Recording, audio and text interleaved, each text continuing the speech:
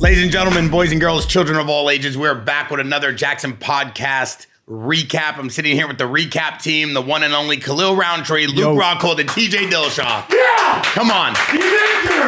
Listen, come on! Incredible weekend. We're going to kick this weekend off with a bunch of recap. I'm going to start with you, TJ. We had one of our very own, Bisangur, Susurkaev. Bisangur is one of Khamzat's guys. He was part of the camp. He was an amazing teammate. He was amazing to have here. You know, he trains hard. We saw him for the last 10 weeks. He was playing with fire early. You know, he ate a lot of damage from Tontos, but then he adjusted. What did you see from him? I love the way Susurkaev fights. He stays loose right there. Did a rolling head kick. I love that rolling head kick, right? He's getting you to look low. He's kicking high. He's setting up traps. He does it the whole fight. He'll even look low, kick low. He'll look low, kick high, getting a little hip twitch, sets up his techniques real well and stays real loose, right? There is a point in this fight, though, where he gets high guard tight, and I don't know why, especially when you're going against a boxer. And I'm going to talk about this in the Khamzat fight as well, too. You kind of turn it into like a sock 'em bop 'em robots and just stand in front of each other. And when you got a guy that's only got one weapon, that's a boxer, like, why do that? Because he was so good when he's being elusive and moving. I love his style.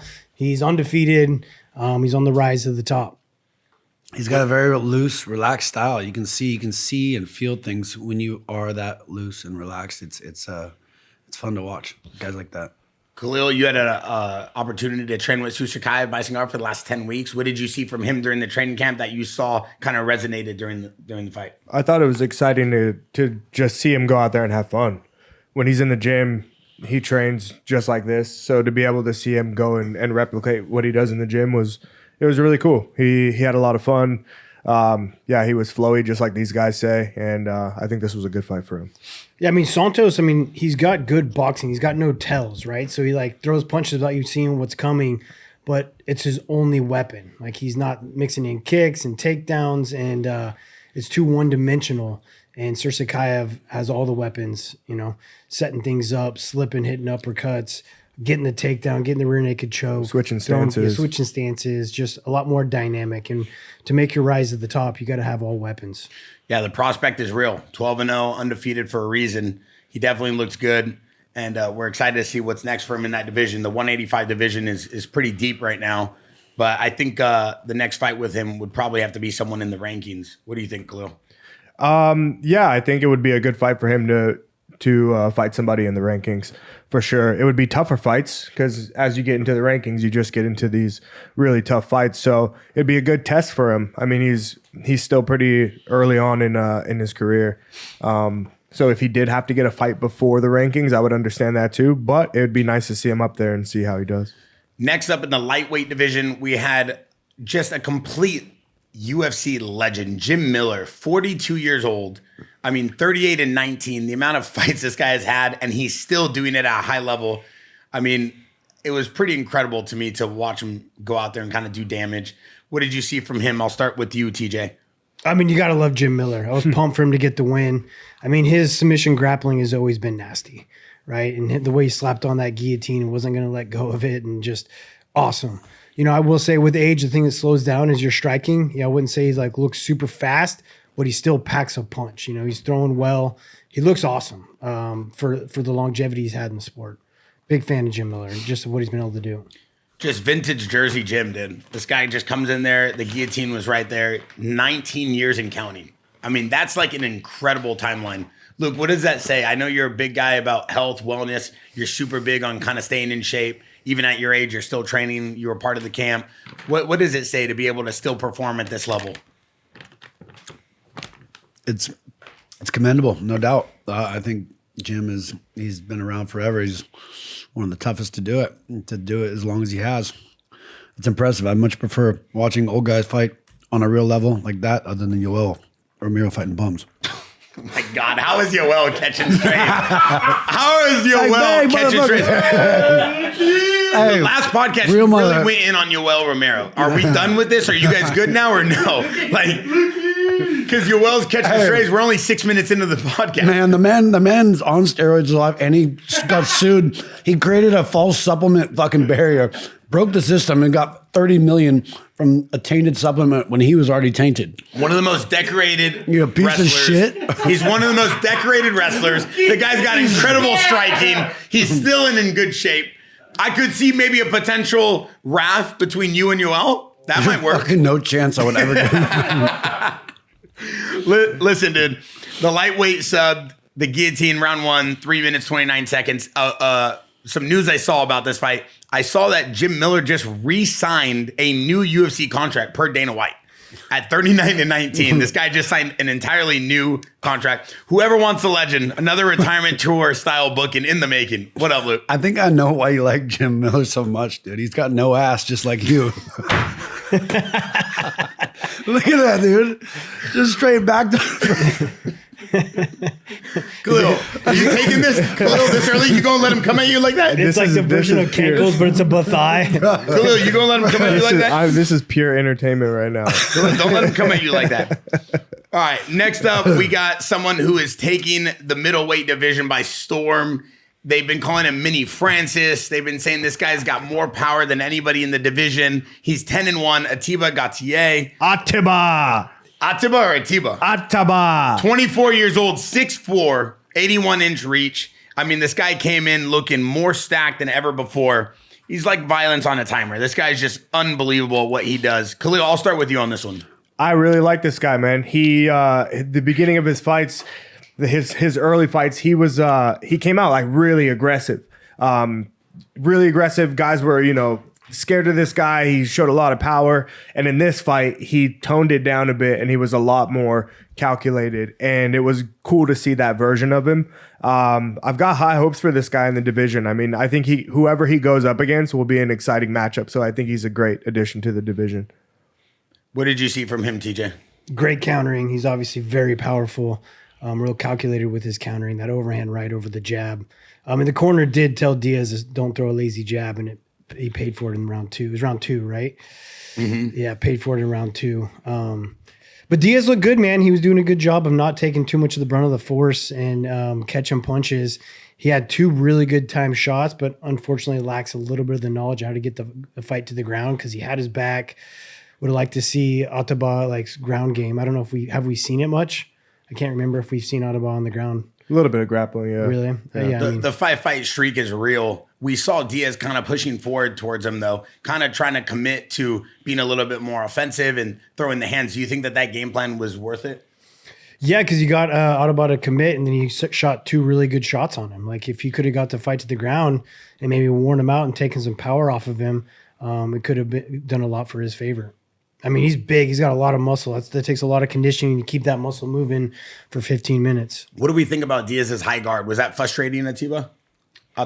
No, I think it was smart because, I mean, he knows what Ataba's coming with, right? He has a high guard, but he's also moving well. He's not just standing in front of him with a high guard, where he's not just waiting for the punches. He's disengaging and catching on the way out. After he's throwing punches, he's putting his hands back up, which you got to do when a guy's throwing heavy power at you. Luke, anything you saw from this fight that kind of interests you? This was early in the night. I was with some girlfriends at the time, so I didn't catch to the main fights. Okay, before we go into that was very that's a fair answer. That was dude. honestly very honest.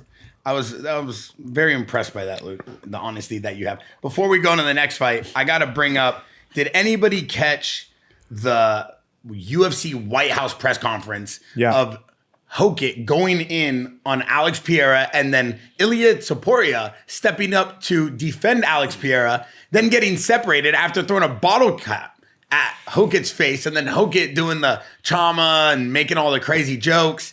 I mean, what did we think of this UFC White House press conference? I'll start with you, Khalil, since you know Alex Pereira. Yeah, it was really interesting. I think that the energy in New Jersey all week was just crazy. Everybody was fired up. The crowd was fired up. And I think it seemed like, Hockett and his character, he needed something to do because every time he was like, oh, am I right, New Jersey? It didn't seem like the crowd was really going crazy. So he did what he did and and turned up the crowd. Yeah, he did what he did and turned up the crowd. Do I think it was right? Not necessarily. Is Alex the guy to really do that type of shit too? Doesn't seem like it. So UFC they escorted him out of the building, and that was it. And then we saw at the fight, Hockett goes and gets in Paulo Costa's face, and they had to be separated. It seems like Hockett was just starting chaos everywhere he went. Luke, what did you think about this? Is it good for fighting? Is he raising awareness for himself as a fighter? Is this something? He's a good fighter. I just don't dig that vibe he brings. You know, the pro wrestling kind of. He's going pretty deep. I think even like didn't Strickland say something? He's like, you went too far. These dudes should fight each other at the White House. That'd be the real American fight. Wow. Instead of Derek Lewis? The real Americans. Instead of Derek Lewis. Do you think Paulo Costa is more American than Derek Lewis? I think everyone's a disgrace right now.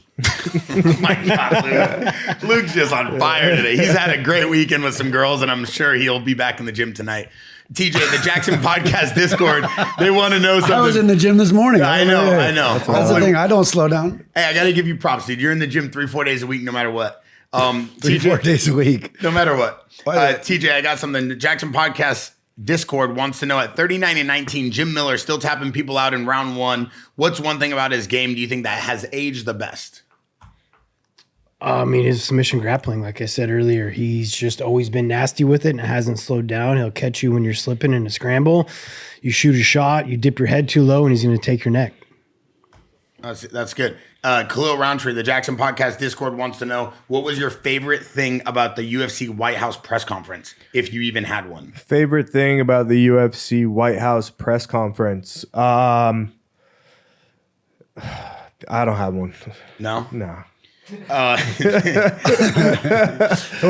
don't have one. Speaking of this interaction, where's Paulo Costa coming from? Like, and so it's funny because I think Hoke got escorted off that stage with Topuria, and I think he was enjoying that little moment when he got to get out. No, this was at the fight. This was but where's Paulo? He's coming from a walkway, and Hoke gets in on the inside bender. No, apparently. Okay, so from what I heard, I was at the fight. So what I heard is that, like, maybe it was Hoke that was calling for him, or there was some type of, like, they had crossed paths. Yeah. And then Paulo was like, no, like, let us go together. So they essentially, like, they came together, you know, like they met up on Paulo purpose. got escorted out though. And currently, I think he should have a little seniority ship then. Khalil, you're ranked 5 in the light heavyweight division. Paulo Costa's ranked 7. We see him calling out everybody. Do you like what he's doing for the division right now? Is it a good shakeup? I mean, it's a cool shakeup. Like, yeah, bring another guy into the division. Do I know, like, should he be up at the very top because of who he just beat? Yeah, sure. I don't know. I don't care. I'm at a point right now where, like, if they bring him into the division and we end up having to fight, then so be it. Yeah, that makes sense. I see where you're going with that thing. You kind of have a different attitude lately. I like it. I think your attitude is right where it needs to be, which is just kind of focus on yourself. TJ, you talked about that before, right? Yep. Fighters got to just kind of focus on themselves. Yep. All right, next up we have a certified legend, Bobby Green, the street gangster, versus Jeremy Stephens, who is making an interesting comeback in his career. We had him here on the podcast before with Rampage, and then he went and did like bare knuckle, and then he came back, and then he went and did another fight. And now, you know, he's come back, 39 years old, but I believe he missed weight on this by over 5 pounds. He weighed in at 160 for a 155-pound fight. So first of all, before we even start, and I love Jeremy Stephens, what does that tell you about his preparation or what he had going on, or maybe the weight cut was just tough? What does that tell you, TJ? Yeah, I mean, he's 39 years old and hadn't been on the big stage in a while. I mean, could be training camp, could be the weight cut, could be the nerves, could be the age. But yeah, I mean, it tells you that he wasn't dialed in. And Khalil, I know we talked about Bobby Green and his style. At his age, he's still coming in with this fluidness. Luke, you always talk about having to have a flow. You always talk about like the ideas of your body and kind of being relaxed in there. It seems like Bobby Green's the most relaxed fighter in the UFC. What do you think? 100%. Yeah, he's very relaxed. King is king. They say he has the slickest hands at 155. Sometimes too relaxed. No, here's the thing, man. I had a conversation with Green on the airport after this fight, and it was a really good conversation. And one thing that he made clear to me is that he is here to put on exciting fights, and he's willing to take the risk no matter what. For him, it's not necessarily only about winning and losing. He's trying to be solidified as somebody who, no matter what, has an incredible style. And he goes in there, he fights with his heart, he fights with attitude every time. So no matter what, you're going to get an entertaining King Green fight. And that's what he's about. And that's what he wants to be recognized for. So in my opinion, like the way that he does it, I give him his credit. Because it's like, dude, every time you go in there, whether your hands are down or not, you create style. You bring style to fights. What's King Green's energy at the airport after winning a fight? Honestly, it doesn't change. He hadn't slept, he had his headphones on. He was listening to his music. He was on like 5 blunts deep. Probably 5 blunts deep on his way back to San Bernardino. Like he was just, it was almost like he didn't get into a fight, man. And like he's the same guy day in, day out. Is it safe to say that King Green's head movement and his hands are as elite as they've ever been? He looks good, man. He looks so much faster than Jeremy Stephens. He's a sniper on his feet, so his head's always moving. His hands stay low, but he's always active with his head, his angles, sniper with his shots. And Jeremy Stephens is very powerful, but he's really tight. Like everything's like real clinch, and you can see when something's coming. He hits you, it's a problem. But he's just slower because of how tight he is. Look, King Green comes out instantly with his hands down, talking shit right away. And that shit talking actually worked in his favor. He said something in the fight that pissed off Jeremy Stephens, and he threw a big right hand and dipped right underneath it, took him down, and beat him up and finished the fight.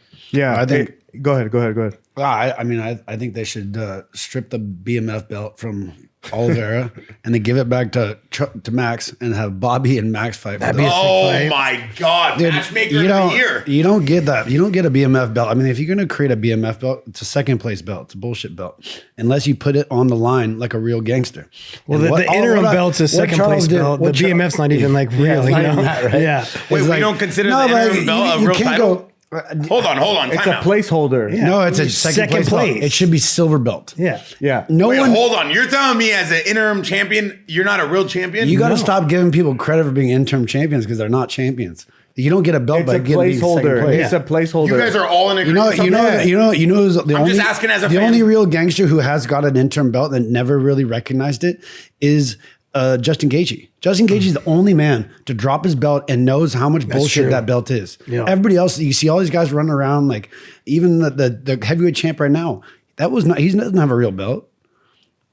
Tom Aspinall? He didn't get a real belt. That is an interim belt that got created into a real belt. It's a placeholder. I take it seriously. You got to go beat the man, dude. There's too many guys running out there with fake belts. Well, I recently saw you do an amazing interview. They're going to make interviews. They're going to make an interim title to make it more valuable to the fans. So they're just going to create these things too much. I saw you do an amazing interview with Ariel Helwani, and you had all your belts behind you. Which belt do you really love more, your UFC title or your Strikeforce title? I mean, my Strikeforce titles were a beautiful thing at the time. I think we would have done our damage. I mean, like you look at the matchups. I think Jacare matches up very well with Anderson Silva. I'd match up at that time. I don't think Anderson's beaten either one of us. Wow. And I put it on Jacare. So I think yeah. I mean, my Strikeforce title meant a lot. So it seems like Bobby Green's pace and his ring IQ was like breaking rhythm fast, and it seems like he was able to kind of like break Jeremy Stephens down just mentally, like what you said with talking to him, and maybe Jeremy Stephens' game was kind of thrown off. TJ, has anybody ever really talked enough damage to you in the cage to throw you off your game plan? Before the fight, not Cruz, because I'd never dealt with it before. He got in your head? Yeah, I fought him angry. Dominic Cruz. Yeah. I'd never been in press conferences. Like, I mean, when I beat Brow, he didn't speak English and he doesn't talk shit. And then, that was like my first time getting into like mental warfare. And Cruz was good at it. He got under my skin, and I fought him angry those like first 2-3 rounds, and got me off my game because of it. Do we feel like Jeremy Stephens' grappling has kind of slipped a little bit? Did it look off? Because it seems like, Bobby Green was able to do what he wanted to him on the floor on the scrambles, and he was capitalizing off that. I think he was just getting beat up before he got taken down, though, too, right? And then it's not like Jeremy Stevenson's always been a super strong grappler. He knows how to grapple, but it's not a strong suit. Strong suit's hitting you with a big right hand. I just think Bobby Green flurried on him on the feet and caught him well and just had his timing and just kind of beat when he got taken down. The Jaxxon Podcast Discord is saying that one of the best matchups in the UFC right now, vet versus vet, Jeremy Stephens obviously losing this fight and giving Bobby Green another huge win. They would want to see him fight against Beneil Dariush. What do we think about that vet versus vet fight? That's a great fight. Really? Yeah, I think it's a great fight. Amazing. And Khalil, I got a quick question for you from the Jaxxon Podcast Discord. They said if you could give nice shot. Fighters in the cage one piece of advice, what would that advice be and why? Fighters in the cage? Yeah, if you could give fighters that are about to go in the cage one piece of advice, like fresh, up-and-coming new fighters, what would that advice be? Let it fly. Relax.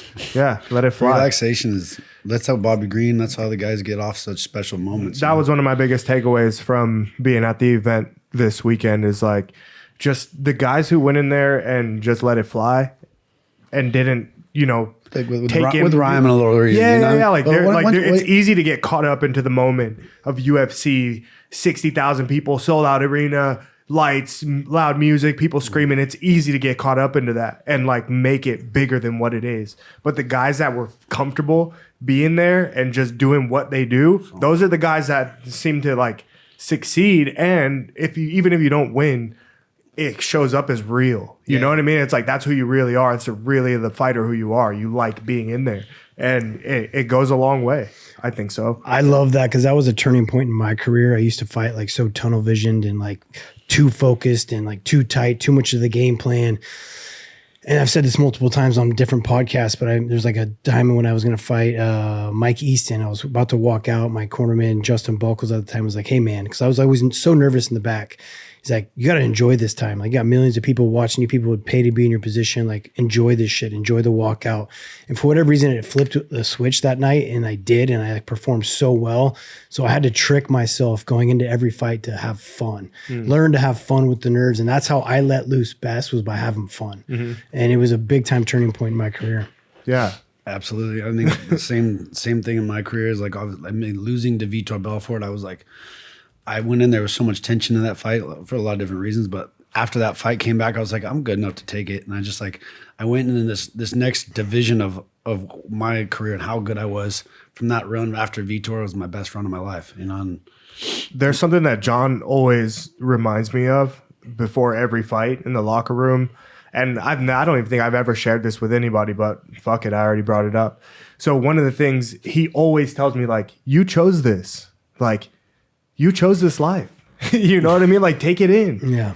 Anytime he sees me getting like nervous before I go out, or maybe I'm just too anxious, or whatever it is, he goes, all right, brother, you chose this. You waited in line at the roller coaster. Now the straps are down. So enjoy it while you're here. And then just thinking about that, I'm like, yeah, that's true. Cause like, we chose this life, everything that comes with it, the good and the bad. So like, make it good, make it, make it something that you love. Accept it, yeah. Accept it.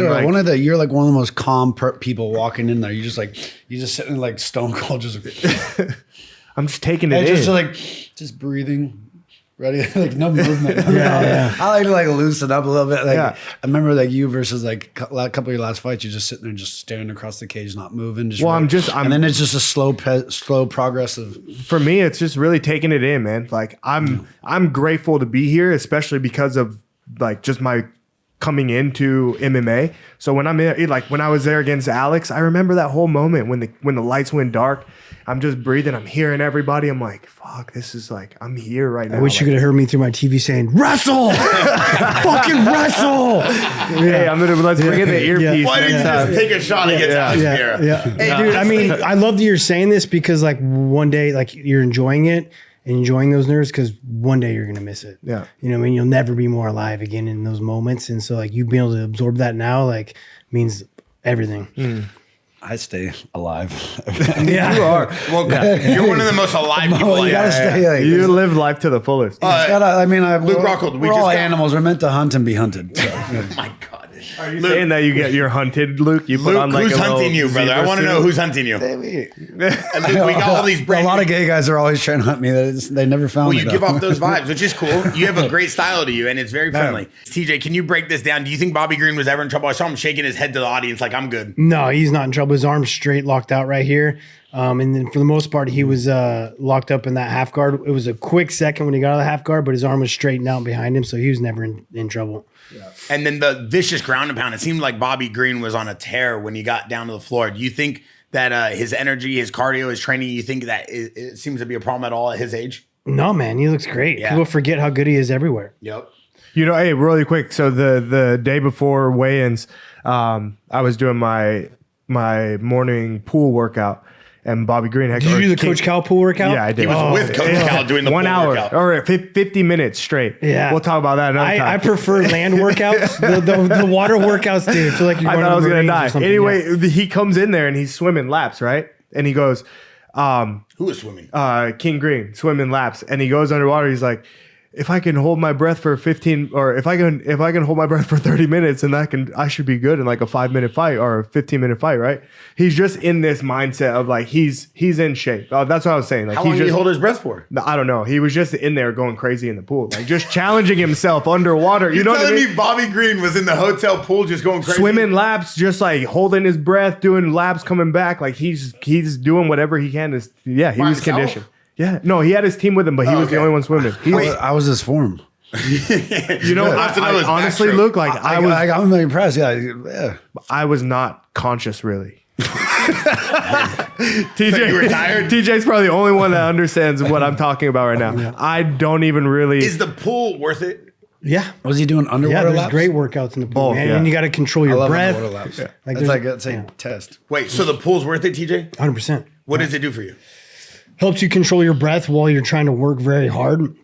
When you're in here fighting, you got to really start focusing on your breaths, like inhaling and exhaling everything, like getting all that CO2 out of your body when you're breathing, holding your breath the right way, controlling your tempo. And the worse swimmer you are, the harder it is to do the workout as well too.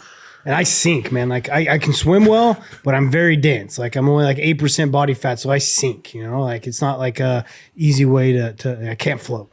It's impossible for me to float. Next, we have Sean Brady versus Joaquin Buckley. Luke Rockhold has a nice training session here with Joaquin Buckley in the books. You guys got to do some damage over here on the mats. 33 years old for Sean Brady, 32 years old for Joaquin Buckley. They both made weight. They both look phenomenal at 5'10", coming in. They're both massive. Massive for their weight in their division. But, I mean, the wrestling clinic and the 30-25 is got to be a statement. The title shot conversation, I believe, starts here for Sean Brady. He just lost his last fight, though. Yeah, but dude, What are look how you good he talking looked. about? Look Come how on. good he looked. Let's dude. just take it back. He did look good. Come on, He did dude. look good, but you don't go to the title after losing his last fight. It's got to be a conversation. It's got to be a conversation. You don't agree? No, not at all. You don't agree at all. I think I'm going to back Bear up really quick. I Joaquin think what he's Buckley trying just to lost say too. is that the guy's skilled enough to become a of champion. course, but you just lost your last fight to someone He's that is skilled making enough. a run to the He's title. skilled enough to become a champion. Does he Yes. possess like championship qualities? Yes. Absolutely. Look, he's sixth in the division right now. Bro, Michael He just Morales put on will kill him. He just put on an absolute. Michael Morales clinic. did kill him. Yeah, Yes, they already fought though. I know.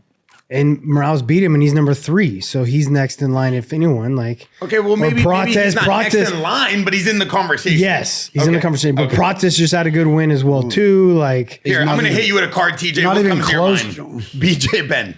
old legend. Old legend. Wow, that's a good one. I mean, dude, how could you not? I mean, he, Probably the top 5 greatest UFC fighter of all time. yeah, man. During his prime, he was we agree? amazing. He was amazing. I mean, he was one of the Like best. watching to ever him do it. like jump out of the pool and like how much of a freak athlete he used to be, dude. That Like, video was viral before people know what viral was. Yeah. He used to have BJPenn.com. That thing was in every form on Sherdog. BJ Penn jumping out of the 3-foot pool in full weighted. Remember those black belt shorts?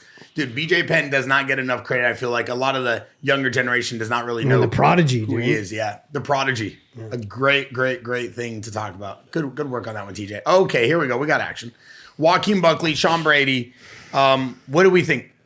Let's start with you, TJ. He shut down Buckley's striking probably like entirely. No, not necessarily. I thought Brady looked good on his feet, but he just knew he had an advantage. His takedowns were so great. And not just his takedowns were good, but as soon as he got the takedown down, how well he was at getting Joaquin Buckley's back flat on the mat. He took him down and then he climbed up the ladder so quick, secured position so well, got that mount. Like, very impressive how he's able to flatten him because Joaquin Buckley's a big, strong athlete. Yeah, maybe he has some holes in his grappling game, but he's big, he's strong, he's athletic, he can move. But Brady looked amazing. And he looked good on his feet. He didn't shut down his striking. He was doing just as good on his feet, making him miss punches, landing his own. But he just had a massive advantage on the ground. Do you feel like Sean Brady was ever in, any risky situation or was ever not in control of the fight? No. I mean, Buckley was like continuing to circle the wrong way on his feet. What do you mean? You're in that open stance. He does a good job of like getting his foot outside when he's going to throw, but when he's in the dead time, he's circling the wrong way, making his strikes further away. He's circling away from his power, which I didn't really like that much of it. Let's see. I took some notes here. Top pressure. I mean, Buckley keeps his back flat on the mat. It was a problem too in the fight.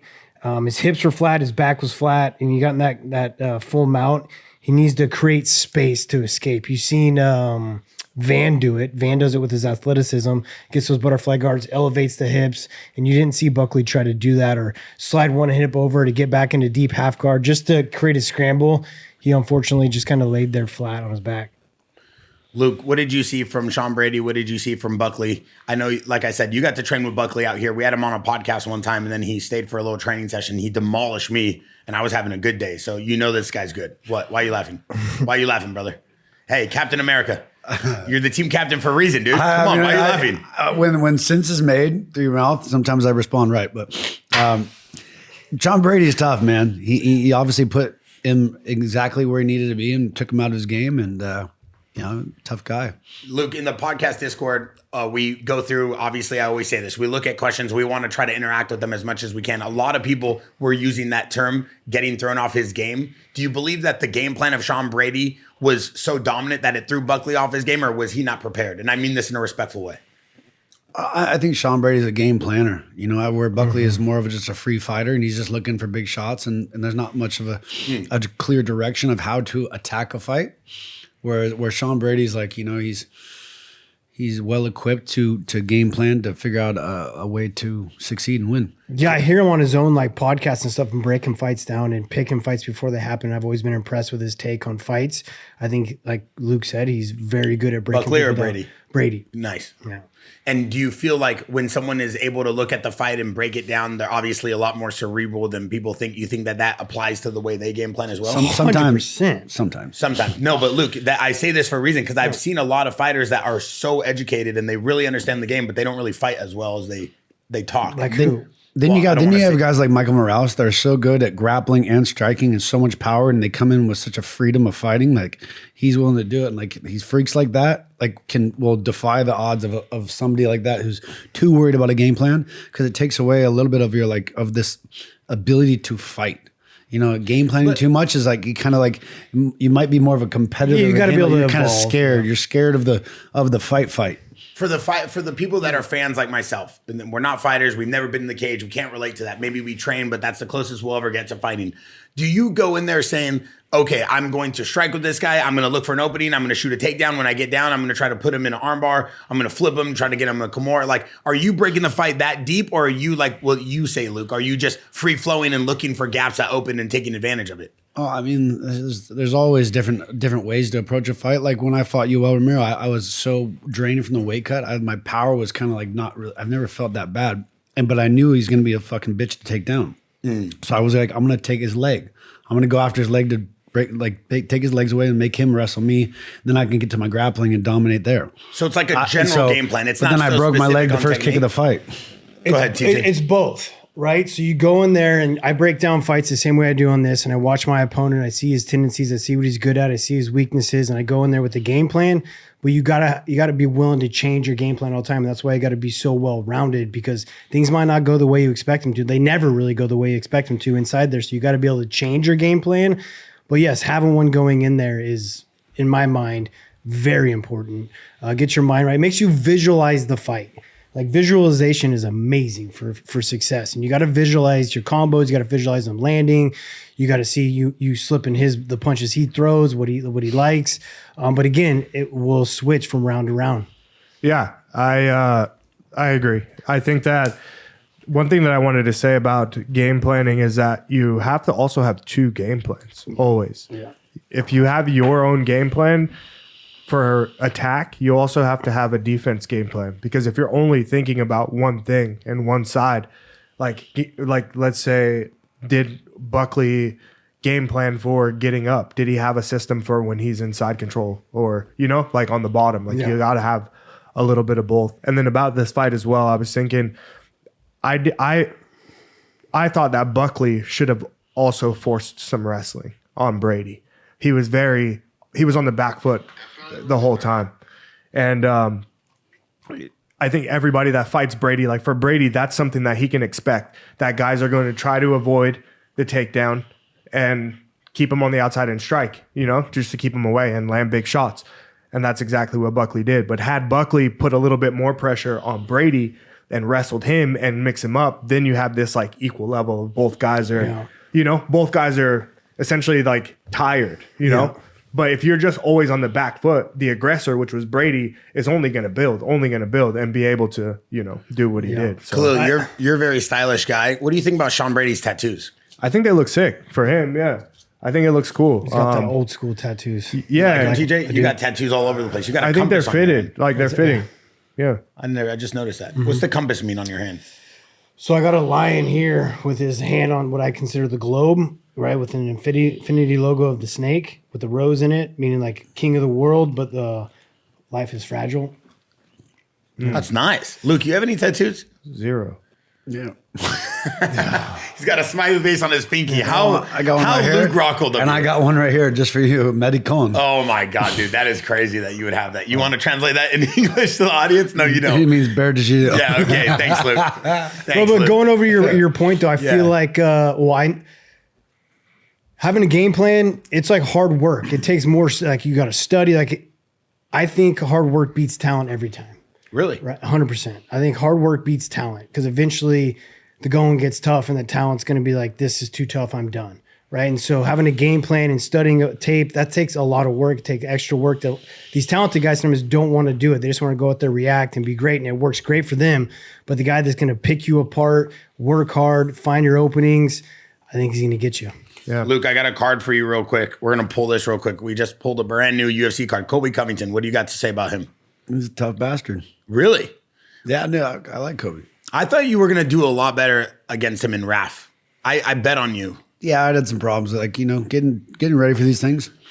My back has some problems here and there. Do you feel like you're done with the side quests? I had to take some time off right before. I didn't know if I was going to make it to that match, but sucked it up. Are you done Is with that the when side you're like quests? walking all crooked and shit? Yeah. Yeah. Yeah. Yeah. Yeah, I swear to God, like every grappling event I've had, like for the Pat Downey fight, like and the Kobe thing, like I've messed my back up both times, and then the third event I think too, like just like shifted and been laying on the couch for like a week, and then just somehow still make it to the dance. It's because taking your shirt off and putting tanning oil and going to the beach is not a workout, Luke Rockhold. I tried to push it a little bit, but Khalil, before we hop into the next one, competitive days are behind me. I got a card for you. Conor McGregor. What do you got to say about him? Legendary. Yeah. Yeah. Do we feel like he's the most impactful fighter the UFC has ever had? Of course. Yeah, I think so. TJ, you got any bad blood with him? Or are you guys all good now? I mean, I don't ever talk to the guy. I mean, I've never had bad blood. I mean, I was jealous of his stardom of rise so fast, right? Like he became the interim champion, and I was the champion at the time. I was like, dude, fuck this guy. You know what I mean? Like he's got this fake belt, and he's fucking coming up on this rise. He's massive, and it's like I want the money he's getting. You know what I mean? I'm here. I'm the real champ. Yeah. So some jealousy there, but then you see what he does, and like how he like visualized everything to come true, and the work he put into promoting himself, and I mean. You got to respect it. We got one of MMA Lab's very own, one of their top coaches, Robert Emerson. Robert Emerson, come say hi to the audience real What quick, up? dude. UFC Ultimate Fighter legend. The Ultimate Fighter show aired like 15 years ago, Emerson. The Ultimate Fighter show. 18 years ago. No way. Emerson was on the Nate Diaz Ultimate Fighter show. And now you're one of the MMA Lab's top coaches. Real quick, tell the audience who you're coaching, what's going on at the MMA Lab. Right here. So Jared Cannonier is probably the next biggest fight. We just had 2 guys win 2 weekends ago. We had Jaxxon McVeigh and Eric McConaughey, both middleweights. So we're kind of trying to build up the middleweight division over there. We got a lot of good bantamweights on the team. Nice. Fucking Mario Bautista, Marcus Real McGee, good. Kyler Matrix. So we're trying to build up a little heavier division too, so we can get more guys over there. And real quick, while we have you here, what does the facility look like at MMA Lab? Is there a set pro practice every day? Are you coaching the whole room? Are you everybody's head coach? Just walk us down how the MMA Lab works. Yeah, so we have like the pro team practices like 3:30 every day. We got like 100 pros and amateurs all on the same team. I'm just one of the striking coaches. We got head coach Crouch, and then I'm one of the striking coaches. We got like 2 other coaches, but we have such a big crew. We need like captains on board to run a big ship. So there's so much talent in that room too. Like at any point, guys will just come in and kind of share their knowledge. And that's what makes it so rad. It's like a university of violence with just so much knowledge. A university of violence. Man, What a quote. one of my first practices ever was with you at Rain. Before I even thought I was going to be a fighter. Like I was just No following- way. You guys train together? I was following Mark Munoz around after I graduated college. I was just a wrestler, and I went down to practice at Rain, and he was one of the guys there practice with me. Where was Rain at? Down in Mission Viejo. And who was there at the time? Do you A remember? bunch of big guys. Really? Yeah, a bunch of big Was guys. that Christoph was there, a bunch Yeah, of big guys. yeah. was that one of the only gyms at the time around here? No, Mark Munoz was my assistant wrestling coach at Fullerton, and he was in the UFC, and I was like, I didn't reach my goals in wrestling, so I just felt like I wanted to do something.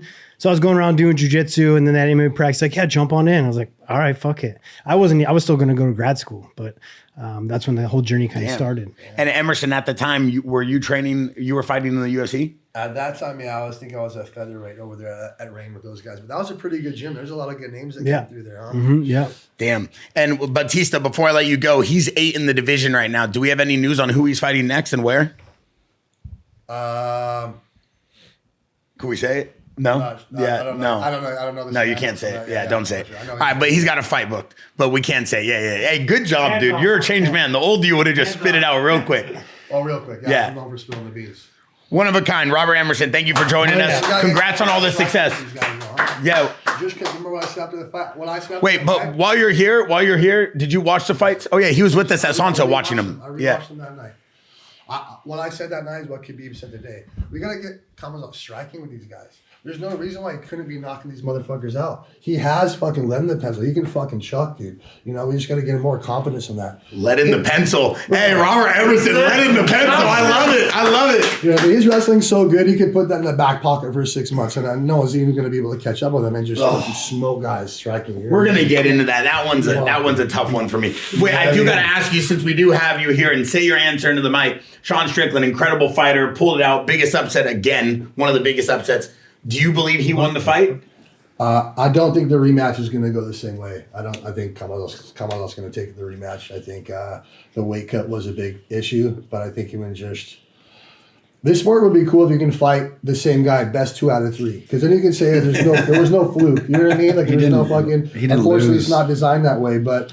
I feel like the second. So you believe if Sean Strickland and Khamzat Chimaev go to a rematch, Khamzat Chimaev will win it? Yeah, absolutely. I think he'd have to do I think he can do the weight cut different. I think he's got the skill to fight him on the feet, and I think he goes a lot. You don't win championships backwards jabbing. Amazing. A jab should put a man on his back foot, not on you on your back foot. We're gonna jump right into that. Before we go, Sean Brady, Buckley. I believe there's a title eliminator that needs to happen. I think Sean Brady versus Bilal, and then from there we would see.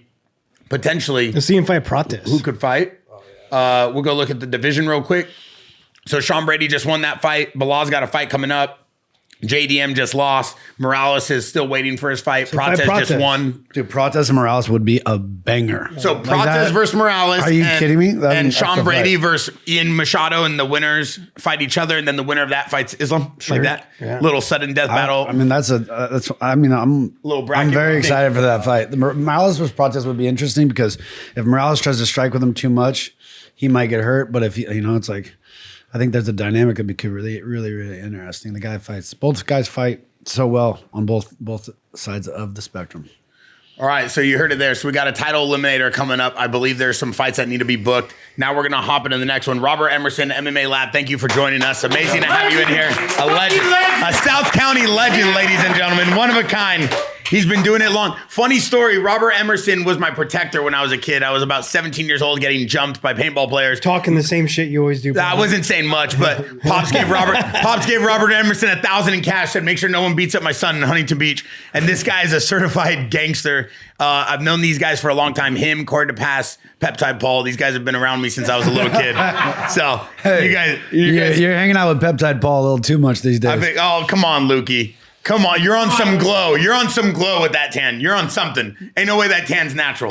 Yeah, but I'm on the natural ones. Lukey, don't play with me like that. Next, we got an incredible heavyweight fight. Khalil Roundtree, I want to talk to you about this since this looks like your division with the way you've been walking around lately. You look big. You look like you're ready for war. Alexander Volkov and Waldo Cortez Acosta. Now, Cortez Acosta was playing professional baseball. This guy is an all-around athlete. Volkov is just a monster, 6'7", and you could see the height in the ring, in the cage. It looked incredible, and it looked different. And I was wondering if he was going to be able to kind of keep him off with the jab. I was wondering what this guy was going to be able to kind of put together. I'll start with you, TJ. What did you see? This is top 5 moment for Volkov. I believe now that jab was a clinic. Cortez could have won this fight. He unfortunately let Volkov stay at kicking distance the whole time. he got to come forward. He got a guy that wants to stay long and throw kicks the whole time. He wasn't even setting his kicks. He was just throwing them. You got to go forward, bring some head motion. And also I would have let him go to the body a lot more. Like he was head hunting, trying to throw that big right hand. Dig that body and come in. Get him going backwards. It's hard to throw kicks when you're going backwards. He was staying at that kicking range. Volkov did a good job keeping it there, but Cortez messed up and let him stay there when he could have came forward, made it dirty, dig the body, and then find that overhand right. I think Cortez is the better athletic fighter, but he just made a mistake on staying too far away. What do we feel defensive wise? Volkov's, his read on the right was pretty clean. His right hand was working. He was moving. Khalil, we talked about a little bit about the length and the jab, how he kind of dictated the distance for 25 minutes. What did you see from him that you saw that was inspiring? To be honest, I wasn't inspired by this fight at all. There was nothing in this fight that inspired me. I think both guys went out here and they fought really safe fights. It's like for heavyweights, this is like, I was really kind of bummed out about this fight. I thought it was going to be way better. I was sitting behind Alex watching this fight, and I don't even think like he was paying attention.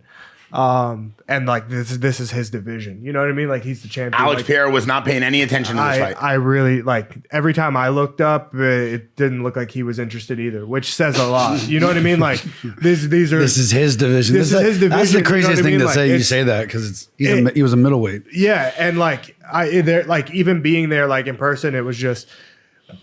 Yeah, it wasn't exciting. So I didn't really pay too much attention to it. I really didn't have much to say about it. Yeah. Waldo Cortez usually has some great fights too. Like he's pushing it. Probably just was having trouble with the length of. Look how far away he's staying. Like you got to come forward, Tyson head motion, come in, dig the body, go upstairs. What about Volkov's ability to keep him off with those like kind of mixing in those low kicks, not allowing? Yeah, but the only reason why I can hit those low kicks is because Cortez is keeping his ground. If Cortez is coming forward, how are you going to hit those leg kicks? Got it. Yeah. But do you feel like that was not allowing Acosta to kind of set his feet to get off power? Or no, it doesn't matter. No, he just needed to come forward. He needed to make the fight dirty. He was more of an athletic guy. I mean, I would like to see Volkov fight a little bit more, throw combos, set up his kicks, because it'd be a problem. You see when he did catch him, like he throws good heat. He's got power. He's a big boy, but he's always playing it safe. Every fight, he's always playing it safe. Like, and he can like let go and be impressive, but he just won't do it. I've seen him. Most of his other fights are knockouts. This is the first fight. He's got it in him. You know, he's got it in him. He even said, and he said after this fight, like, I'm here to show that I'm the best in the world. Who was his last fight? I think it was Derek Lewis. Pavlovich, was it?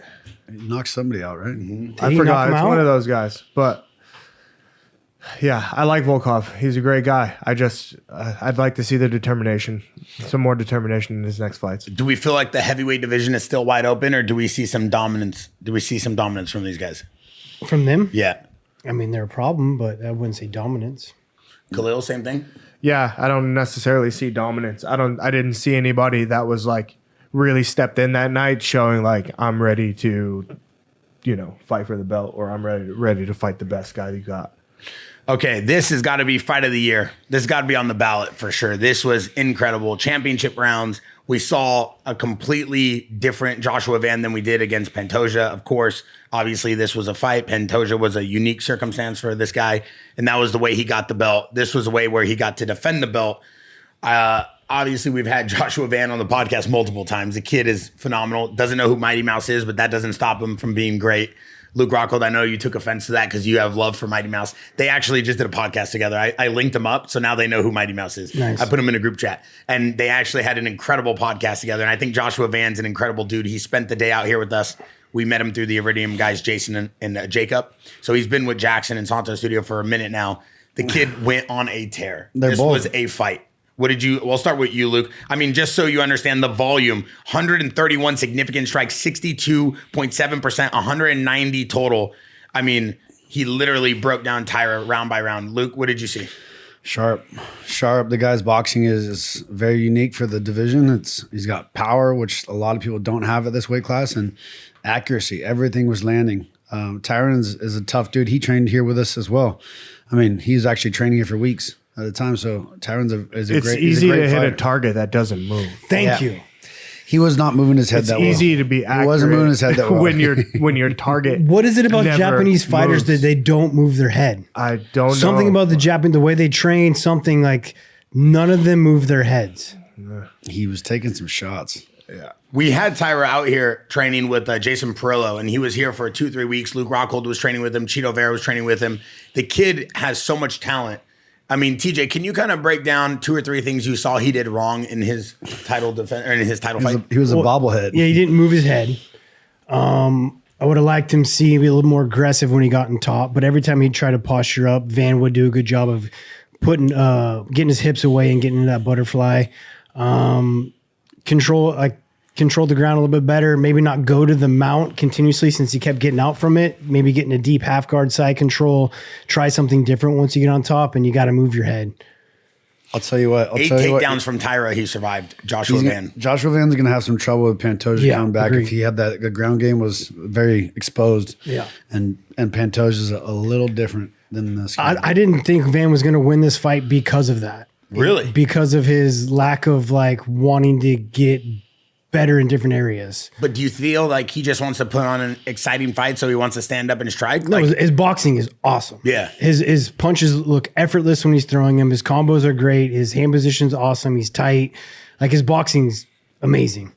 Might have the best boxing in the. It's great. He's got Him or Ilya, who has better boxing? Ilya's got more power, and Ilya's great as well too. But Van looked awesome. He looked lights out on his feet. He looked really, really good. He was able to get out of that mount, which was impressive. I think he did it with athletic ability and not so much himself. like knowing his technique as much. But he looked awesome, dude. All right, we got another very special Yes, guest. the- Ladies Let's and go! Green! Yes.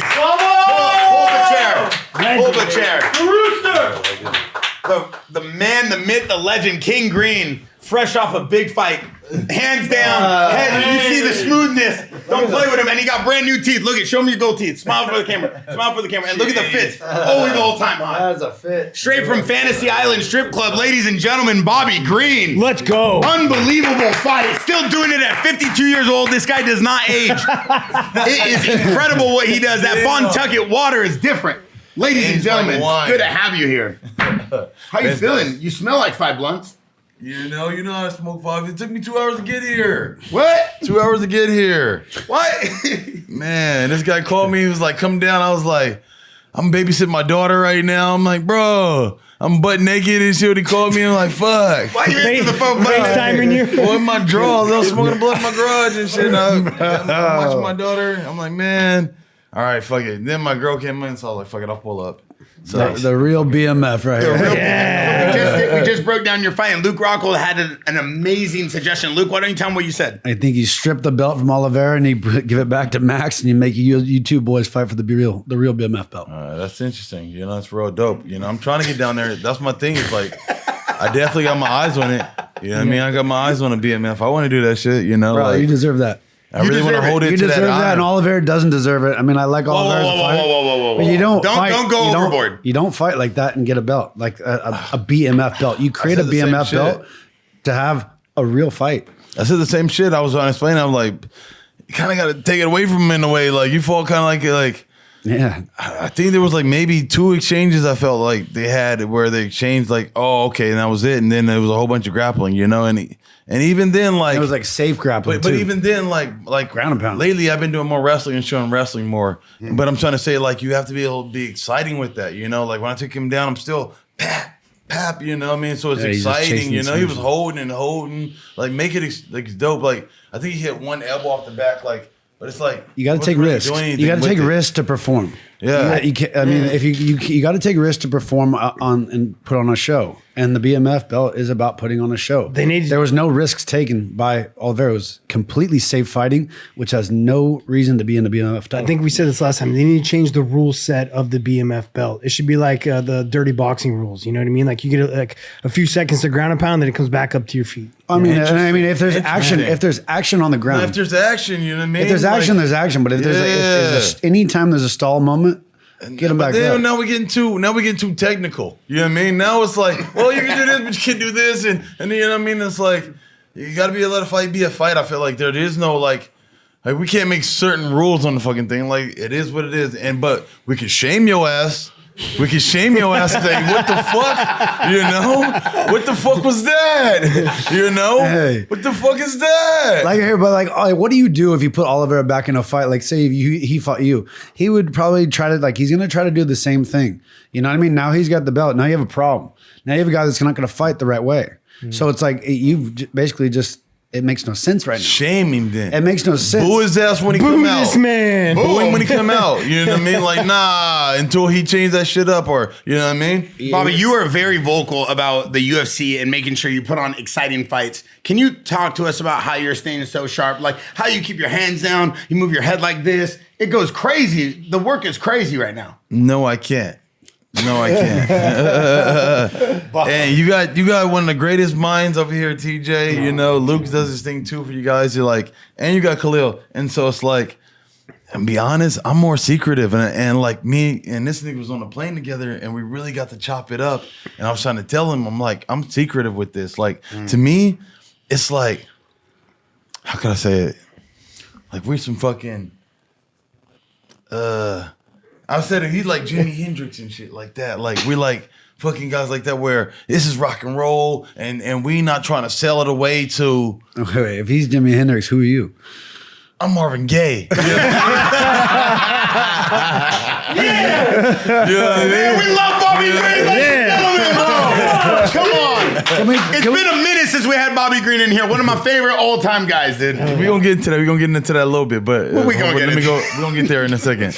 But yeah. Oh hell! Oh hell! And so what I'm saying is like the same way I got on this, and I've been preaching this, and nobody been getting me except for I felt like fucking TJ is the only person that gets me. And I was like, maybe he says it better. He says it, you know, more white, and so it comes out better, you know? It comes out better. But he's like, Bobby's basically saying this, you know? And it comes out so much smoother through his words instead of mine. And so I've been about excitement. I've been about a certain way. Like, this is Jimmy. This is Marvin. You motherfucking one of the guys from the Beatles. You know what I'm saying? You know, George Harrison. Fair. You know what I mean? Who is Ringo Starr? You feel Collins, McCartney. you know? Phil Collins. You Phil Collins. Oh my God, that's crazy. I would have given Elton John. It's always in the air tonight, baby. It's always in the air. You know? But what I'm saying is keeping the shit pure. You know, keeping it pure. I feel like the newer generation, they're doing their thing, but no, that ain't what we doing. Like, you know, and I know it changes, but we still got to like, hey, nah, that ain't soul, that ain't rock and roll, that ain't, you know what I mean? And we got to be able to tell them because we the OGs and be like, nah, what are y'all doing?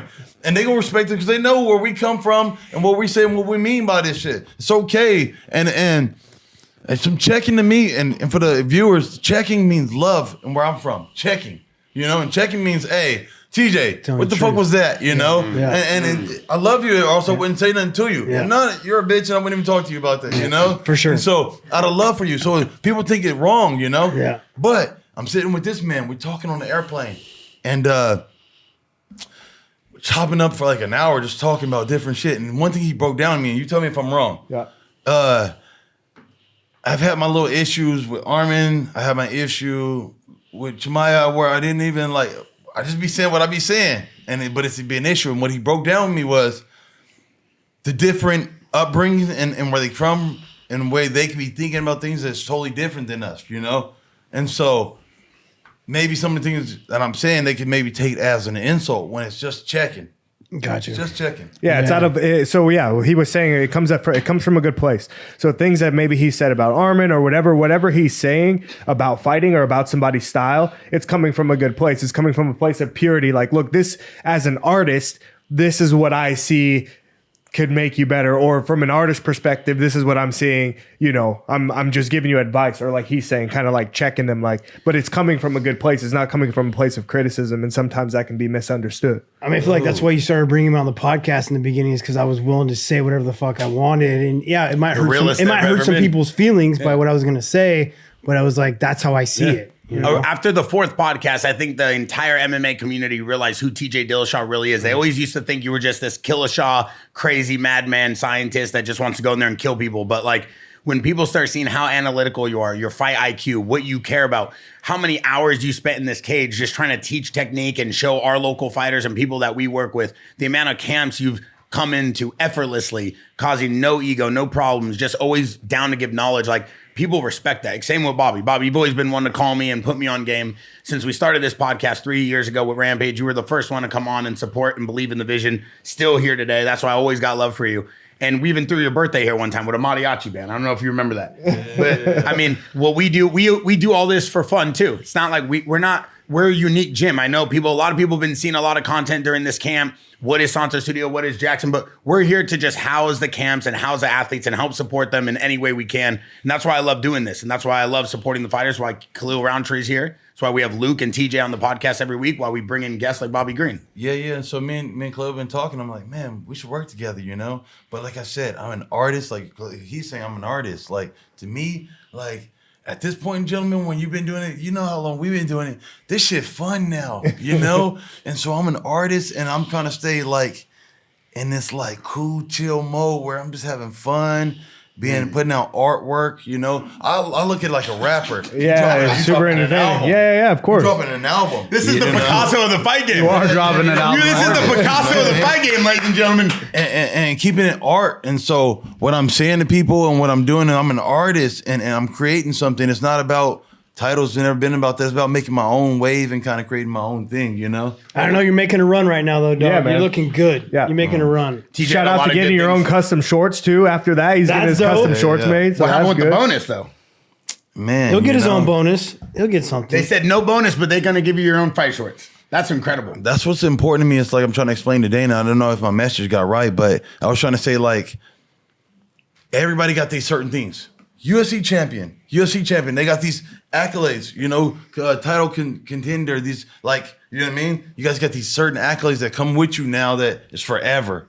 And so I may not get those same things. Like, for me, the 55 division, first of all, it's packed, and there's so many things that could possibly happen, and shit happens, So I'm more focused on how could I be my own special person without being, because I can't be you and I can't be you. You Bobby, feel me? you made yourself some very special. You know what I mean? For not being champion and being around as long as you have, and the style in which you fought and performed over the years. I mean, you're a gangster. I told this guy. If he can, 100%. 100%. No, but I told you this on the plane yesterday. Don't take this the way of like, I'm going to start slowing down now. No, keep doing what you're doing. Because just like TJ said, you're like, you've been here for a long time, but you're still going up. But look, when this is all over, guaranteed from my perspective, you're going in the Hall of Fame. But what I'm trying to get to, you get what I'm saying? Like, who else is there like a King Greer? You're going right there. You're getting close. You're getting warm. Bobby, I think I remember you fighting like Darren Kershank or something in King of the Cage. I cornered DC for one of his first fights. We both won belts that night. You had a wild fight that night too, but you've been performing forever. And always fashion, There's always something good. I really appreciate the brother. But what I'm saying is this, is that we got the higher ups and they make these decisions on who wins the bonuses, Who gets in the Hall of Fame too, That too. Trust me, hey. My point is create the narrative. I might not get the same accolades you got. My accolades that I want is, hey, he's one of the most exciting motherfuckers to ever do it. You know what I mean? Like, if you got to watch his fights, And I really want to have that title around me every time. You can want to watch the fight, But you deserve a BMF title fight. So how do you get those? You get those with he's the fight night bonus. He's been bonus. They call it Justin Gaethje the highlight reel. You know what I mean? Well, I want to be like that guy too. He's got 14. I got 9. I thought I got 10. I thought the last one, they said my last performance was the best one. But so I thought we got 10. I would have been 11 now. You know what I mean? I'm closer now to Gaethje, and I'm showing that I'm an exciting fighter. You do this one more time. You do this one more time, the whole world's gonna start calling for it too. You know what I mean? You go out there and keep doing what you're doing. Yeah. One more is undeniable that you'll get every call and everybody behind you. I'm 52 years old. I'm 52 years old. How the young kids ain't even fighting 3, 4, 5 times a year. I've done that multiple times, 5 times a year. You know what kind of regimen that is? You've stacked so much bread these last couple of years. You know what kind of regimen is to fight 5 times a year? Let's do the math. Say you did a 2-month camp for each one. Yeah, you got 10 months. Yeah. There's no recovery time. So my baby mama, her mama, one time she kind of came at me like, man, I feel like you don't be there for your kid. You've been doing blah this. I'm like, Mom, I get how you feel. But I was like, listen. And I did the same thing and did the math for her. I said, I fought 5 times this year, Mom. You do 2 million camps between all those times. That's 10 months. How much time do I have for my kids? Yeah. 5 times You know what I mean? is a lot, man. How many times do I have for my kids? I'm like, Mom, did she thought about that? She's like, yeah. I'm like, but as soon as I get done with the fight, where the first place I go, Mom? I go see my kids, you know? How many kids you got now, Bobby? I got 4. All with the same baby mama? No, I got 1 black baby mama, 1 white, 1 Mexican. Nice. And 1 baby mama got 2. Yeah. Nice. I like that. Yeah. So you But I'm trying to calm it down. I'm gonna end up marrying my baby mama. I'm gonna be good now. I'm gonna end up marrying her and stuff like that at some point in time. Oh, you getting married? At some point in time, you know, like How you gonna it's time for settle me to down when you got down. fantasy strip I don't club want, going crazy? I don't want all that chaos. I'm a businessman. I'm a businessman. That's business. I think marriage you know? is the chaos. Did you see his UFC Embedded episode? It's him at his new strip club, Fantasy Island. Yeah, you guys come down. What's it Come down. I'm called? gonna have my after party there. It's gonna be on the 21st. If you guys want to come down, put some titties in your face, you know, have a good time. But it's not only that. One thing that King was saying last night on the plane is that, like, because I asked him, I was like, man, all of this stuff, and you've stayed in San Bernardino. And one thing that he told me that actually I have a lot of respect for is that anybody in his position, he can go somewhere else. You know, he can, but he's doing what he can for the place that he came up in, which is like buying the strip club that was going to be shut down. You know what I mean? It's not like It's important that shit is it's not like he just bought this to buy it. It's like, no, this You thing laugh like that. You laugh like that. It makes it sound like some fun, some Bear- fishy no, shit. but it's Bear- like- no, it's Bear- like, no, This it's is like, so lit. no, like, Bear, yeah, have you ever been to a strip club? I've been to Bobby's Fantasy. That's the only one I've ever been to. You've And it's never crazy. Been, you've actually never been to a No, strip I've club? been- Stop lying. Why you always gonna be lying? He ain't came yet. what do you I'm mean? a horse. No, you ain't came yet. Yes, I Rampage was there. came. You better pull up. I'm gonna pull You up. better pull up. I'll He pull up. bullshitted. I'm pulling You up. better pull up. I gotta say, I will watching pull you up. do your UFC Embedded at a strip club has got to be a first. So if there was a guy to get a lot of firsts in the UFC, it's definitely going to be you. That was he's that was trying to incredible. put back into into his Yeah, place, so which is thank cool. you, thank Yeah, you. respect. So I can have my moment. I was basically what he's saying is like most of the guys where I'm from, it's a pretty rough spot, and so most of the guys that get the money and they leave, you know, and they go live in Orange County, they go live in other spots like that. I still live in the IE, and I'm trying to rebuild my community and try to show good people can make good decisions.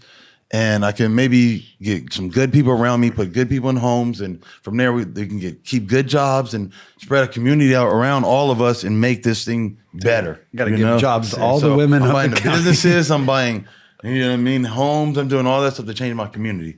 What were you saying? Amazing. Bobby, you're Amazing. one of a kind, and that's why we love you. And one thing I gotta say is you're as real as it comes. This is not a facade. You ever see Bobby in the streets? You ever see Bobby on a podcast? You ever see Bobby at a fight press conference? He is the same Bobby day in, day out, and that's what we got to give you your flowers. Before we What is it? Wait, jump what off is that? this What is UFC that? What flyweight, does that hat say, by the way, Bobby? Sugar Hill. I'll say Sugar Hill. That's Sugar the Hill? brand he always be repping, Yeah. and he reps his brands very carefully. He's always repping Jaxxon, all his chains, all his jewelry, 100% Jaxxon. Get the fuck out of here! Don't do that. UFC flyweight champion. Don't do that to me.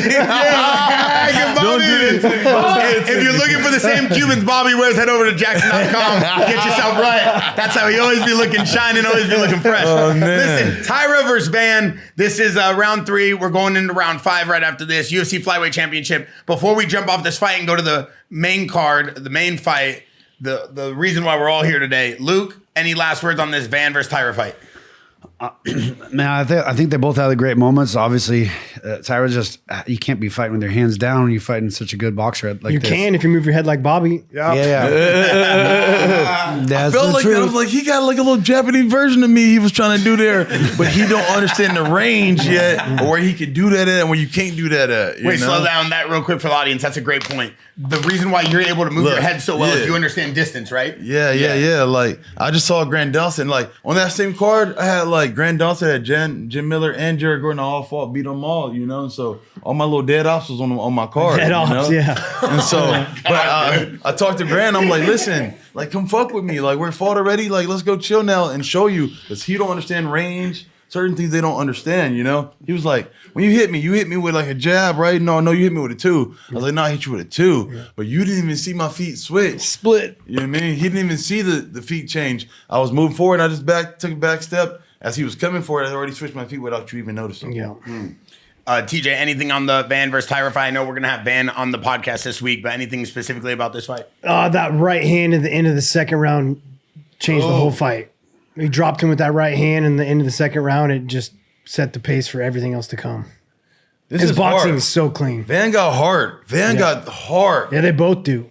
He got Yeah, for hands sure. too. I think that was Tyra's thing. Is his like he was born with a heart 5 times the size of his body. You know, like people were saying early stoppage. Like from the ref's point of view, he was doing his job. That was responsible. Yeah. Tyra didn't really even know how tough he was. Like when he bent down like that, I can see the ref was like, okay, this guy's had enough. Yeah. But I mean, like he's just too tough for his own good. All those jabs, his face was bloodshot red, and he was still willing to keep going. Like, yeah, I don't know. He's great. This isn't the end of him. He's gonna come back, bounce back. Amazing. Yeah. I do believe Tyra is incredible for the UFC. I think he's bringing in an entirely new audience with the Japanese market. I also think he's an incredible fighter, and the guy showed so much heart. I actually saw a tweet, and I sent it to you, TJ, last night. Controversial stoppage because he threw his mouthpiece so hard in the audience after the ref called the fight. I think he wanted to keep going, but Joshua Van had an answer to everything. So congratulations, Joshua Van. Yeah. Incredible fight. Now we're going to go into the main fight of the night, the one that we had an incredible build-up to. The one and only boogeyman himself, Khamzat Chimaev or Sean Strickland. I mean, has to be the biggest upset of 2026 so far. Plus 400 going into the fight for Sean Strickland. Khamzat Chimaev. Maybe that's why he won, because the plus 400 or 500 odds. You know, interesting. Split Who do you feel won? I think Khamzat won. Khamzat won the 4th and the 5th round. He won the championship. He controlled the pace of how that fight finished, and that's what champions do. That's who deserves the championship. I could see why it went the other way. I did have Chimaev winning 1, 4, and 5, just because of going forward and landing a little bit of the bigger shots. The takedown didn't do any damage, but he got it. It was just so close. I don't see how you win a fight throwing a jab, backing up backwards. Whole time. You know, he's backing up, throwing a jab. You cannot win. A jab is meant to change the course of the direction of what direction the fight's going. You can't. Every jab he had was moving backwards. You got to do damage and step him back. I would say that this was very hard to watch because I wasn't watching the Khamzat that I know. Exactly. And so it was hard for me to count every round and really analyze the fight because I was so shocked at like what's wrong with Khamzat. You get what I mean? You say the that, first round. Hold on, let me finish. Good, man. Let me finish. The first round was great. Second round, things like took a big turn, and then round 3, in my opinion, after that round was done, I remember checking off my mind. Okay, I give that round to Khamzat. I'm biased. 4, I was like, okay, cool. We're up 3 going into 5, and then 5 I blurred. So all to say, I think that he did enough to win the fight. What rounds you said? I think 1, 3, and 4. Okay. I don't remember really watching number 5. That's where people said they gave him round number 5. But all that to say, just like Rob, I think if a rematch happens, he comes. It looks completely different. He won round 1. He lost. The only round that was clear for Sean was round 2. Round 3 was close. I think it could have went either way. Round 4 was Khamzat all the way.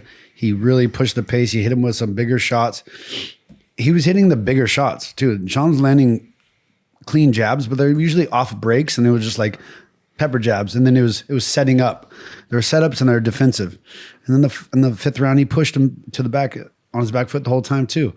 I mean, there's a way that Khamzat could have won. You know, he could have won 1, 3, 4, and 5. You know, and the only clear round for Sean was round 2. Who do you think was more damaged? I think Khamzat landed the bigger shots. I think he broke his nose. Khamzat landed the bigger shots. Usually refs will go based off of damage, which why didn't anybody go based off of damage here? You know what I mean? It doesn't make sense. The only thing that makes sense is he was a plus 500 underdog. Yeah. There's a little bit of sketchy things sometimes in who they want to win. Maybe they just wanted Sean to win because, he's Sean. I try to take it could have been swayed. This thing caught the last 2 or 3 rounds, so I don't only get to make I just got to see the last 2 or 3, and I got to go from there and see whether I got from it. I thought Khamzat won, from what I saw from there, but I didn't get to see everything else. They said it was one round piece. I just got out and showered and had interviews, and by the time I came in about 2 or 3. It felt like Khamzat finished the third fight. or 4th round. I came in. I will say this: finished winning looking. Khamzat did not look good. Yeah. But what I'm gonna say really fast. I'm sorry, bro. I don't want to cut you off. But what I'm saying is like I thought you had to beat the champ. And that's what I didn't see at the end of it. You had to beat him. Where I felt Khamzat. I'm gonna give him. This is one of his better fights that I've seen of him. Where yes, he had the wrestling, but he went in there. He had the bigger moments with the striking also, where he's swinging pow and catching some stuff, And so I'll give him that. Khamzat did not look like himself. Like the guy that I seen here sparring in the cage at Jaxxon, he didn't look. He does have some holes to where, like, I'd like to see him start chaining his stuff together. Like he decides he's done this his whole career, but he's got such a good, strong wrestling background that he can get away with it. But he either decides to strike or decides to shoot. He never puts them together. Yeah. He's never throwing punches into a shot. He's throwing punches and he'll throw like one, maybe two. He was jabbing the body, but he'd never come back upstairs with it. I'd like him to start chaining things together to get his shot. And then like going into this fight, like you got to have like, he knows that Sean's going to throw 1,000 fucking jabs. Like how are we not ready to counter a fucking jab? Like I would have loved to see him fight a lot more southpaw to shut down that jab, right? There'd have been so much easier for him to counter a jab, split that jab, slip outside of it. Like there was so much he could have done on that southpaw stance, should have tied his wrestling together. And then everyone's going to believe on your wrestling shots. So fake those wrestling shots and come back to strikes. Like you got to start chaining shit together. Obviously, he's very dominant on top. He does a great job floating and staying on your back, staying on top of you. We know that's Khamzat. But you got to get better at your holes, and that's chaining your MMA together. And you got to have a coach that's pushing you through those moments. When we're sparring here and you're doing 5 rounds, let's put you in positions that you're not the best. Like, okay, we know you can take guys down and do this to them. Let's put you on your feet, and you have to... We're going to handicap you. Like this guy's going to throw 1,000 fucking jabs at you, and your whole job this round is to counter a jab. He's going to throw teeps at you. We're going to counter a teep. Like it should be game plan sparring, not just doing what you're best at all the time. Yeah, we're talking about this man winning another world title off of a backwards jab. Yeah, it's like, who wants that? And like that doesn't exist. It doesn't work. Khamzat does load up too much. And it wasn't like the jabs weren't really that effective. I don't think there was much damage at all from any of these jabs. This what I was wondering here was he doing anything with these clinches? Like he hasn't even hit them yet. That's what I'm trying to get. He pays attention too much to the grips. Because now the judging is saying like they don't give so much for if you take a takedown and don't do anything with it. This is the problem I have with the wrestlers that are coming. Look, they go tight waist, they stay tight waist, they don't release the grip, they stay tight waist. Like, remember when we did this with TJ? Yeah. You know what I mean? Same thing. And but back to here. You didn't watch this round, he was on his back going for chokes for like 2 minutes. So. Yeah, chokes. I'm getting that. But I'm saying he's trying to attempt a submission right here. Yeah. See, but what I'm saying though, according to the rules, is like they don't really give the takedown unless you really do something with it. Yeah. You know what I mean? Yeah. He hasn't even hit him yet. So here's the thing. Here's the thing. We do have to say something, Luke. Sorry to cut you off. We do have to say something.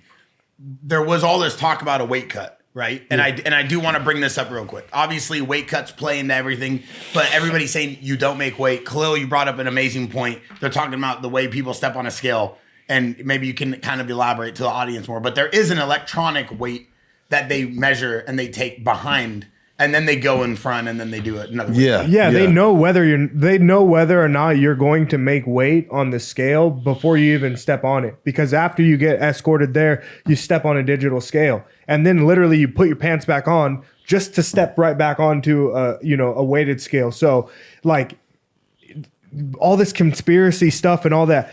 No matter what, he had to weigh 185, or like they knew that he was 185 before he stepped on the. On the balance scale. If they didn't, then there would have been more. There would have been more. They were running out of time. Yeah. Who knows? But I know, like, for instance, So you don't know how much time he had left? They know that Jim Miller was going to be, or they knew that Stevens was going to be 160 before he stepped on the scale at 160. Am I correct or am I not? Yeah. No, 100%. Right? So it's like, so he had to cut all this weight. Yeah, it was. I don't know. I don't think you're correct. Exactly. Possibly. I don't know. No, correct me though. No, what I'm saying is I don't think they know. Like I think they run out of time, and they're gonna see now what he's at. Because if they already knew, then they would just keep you in the back instead of making you go on the scale and make you actually weigh what you actually weigh.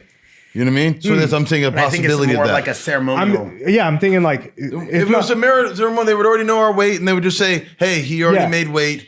It's this and that's this. No, they putting you on there. They put the damn cape over whatever curtain. Yeah. You know, so they can find the exact weight you are. So that's what I'm trying to say. Like, let's say my last weigh-in, when I when I get to the apex, before I go in front we do the check scale. Yeah, I got the check scale. But that's a digital. Now we're doing the actual weight one. That's where he starts playing with the scale shit and playing with it. And according to what I saw, bro, I'm gonna keep the shit real. Like that motherfucker was still bouncing around, and he called the weight. So it's like, what the fuck? Like, I don't know. I'm just gonna keep the shit real. I'm called like I see it. If it is what it is, I'm not. I felt confident won the fight, but. Hey, that scale's still bouncing, bro. I saw the videos. I've been watching that shit to see what everybody's been talking about. And that shit's still bouncing. Let me ask you guys, you're all very experienced seasoned fighters, okay? And I want to keep this 100% real for the audience. If someone has a bad weight cut, this is not an excuse to why Khamzat lost. I'm asking this as a question. Obviously, I saw an amazing post by Khamzat's head coach, Alon. There is no excuses. It wasn't his night, right? But if someone has a bad weight cut, and I'm going to start with you, Luke, and then we'll go around the table very quickly. How impactful is that to the night of you walking in the cage? If your weight cut's bad, doesn't matter if you have a beautiful 10-week camp, if that weight cut, those 2-3 days is bad, how does that impact the night of the cage? Does it have real impact? Yeah, I mean, it's sometimes it's the rehydration process too, and like the weight cut can affect you, especially like I fought in the only bad weight cut I had really was Yoel Romero, and I've never felt like so powerless because the fight was in the middle of the day. I had to fight at 12 o'clock in the afternoon, and so I lost another 12 hours of recovery time. You know what I mean? If you're fighting like in New York City, I'm fighting at midnight. So I have all this recovery time. You fight overseas and some other area, you're gonna fight in the middle of the day. Oh yeah, glass. You drink out that plastic. Hey, you gotta get everything dialed in a lot quicker. So it's hard to adapt, especially to new countries, different foods, different diets. It's a complicated process sometimes. But 47 pounds is absolute bullshit. Khamzat, I don't get where people get these numbers. Yeah, that is. I mean, crazy. Let's be honest. He was with just everybody over again. Where does this 47-pound weight cut? That's not true. He wasn't 47 pounds overweight. That's crazy. A weight cut is what you cut the week of. Okay, Yeah, it's not 6 weeks out. Yeah, when you started in February. A weight cut, like he was just over 200 pounds before when he left you. Yeah. And Luke people was, need to Luke shut was part up. of the camp. Khalil was part of the camp. TJ was part of the camp. A lot of people are talking about the camp, talking about the training, talking about Sam Calavita, talking about his weight and nutrition. TJ, you brought up a great point. Like, okay, his last fight against DDP, no one brought up any of that because he won, right? But now all of a sudden, everybody looks for excuses, looks to break it down. You want to poke holes in the guy that's the best in the world. I mean, you got to, like, you're all mad about him losing and everyone talking shit now, but like when you're in the limelight, you got to expect it. Like, it's going to happen. I'm not mad. I just hate the wavering fan base. It's like, cool, you guys could attack me because I'm just a casual and I'm a fan and I like Khamzat Chimaev. But how are we going to discount 15-0 record and him being incredible and being one of the most feared fighters in the UFC, and then all of a sudden, because he has one bad Bear, fight? don't yell, Bear. No, I'm not. I'm saying. Yeah, he be getting loud for boys. I'm just saying. Are we how talking? do we discount? Are we? Look, does it not irritate you that sometimes Stop people yelling. forget the fact that Stop you yelling. were a strike You're gonna force? bust a vein or blow your Dude, I asshole know. out or something. He's Training like catching that, heat bro. from these fans. No, and he's taking it seriously. I just think it's crazy. You can't Like, take it. You what gotta, we do here is you gotta provide a wash that facility. shit off like water, dude. Hold on. We provide wash a these facility people and off. we provide all the atmosphere they need to stay locked in, not get distracted, have all the tools they need. Yeah, we film some of the behind the scenes. That's about it. Back to your question, though. Yeah. Back to your question: is a bad weight cut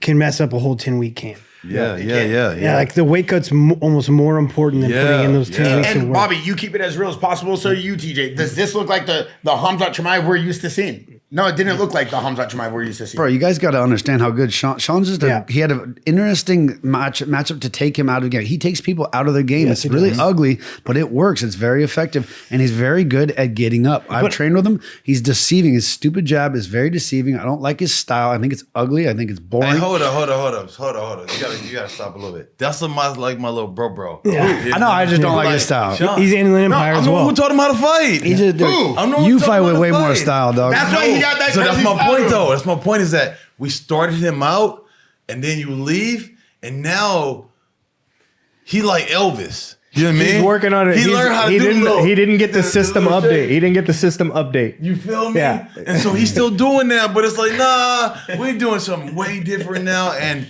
if he come back, You taught him the Philly shell? You taught him the Philly shell? Yeah. Hey, he's your little bro. Right. He's your little bro, and you still think Khamzat won. Yes, exactly. That's it. Yeah, I just don't real. understand how it was part of any part of the game plan to do a high guard and stand in front of Sean in orthodox. Like, when was it ever like going to be like high guard and fucking Come play on, soccer bro. bomb robots? I was thinking the same thing. When was that ever part of the game plan, and why did it happen like that? You know, like Khamzat's too fucking good. Like the guy that I saw here training and sparring, like that was not him that night, unfortunately. And yeah, Sean threw him off his game, but like also Khamzat had a massive brain fart, dude. Like that, he just did not look like himself. He was so dominant, and I know training is training, but he was so dominant during the camp, so dominant during the rounds. His cardio was at an all-time high.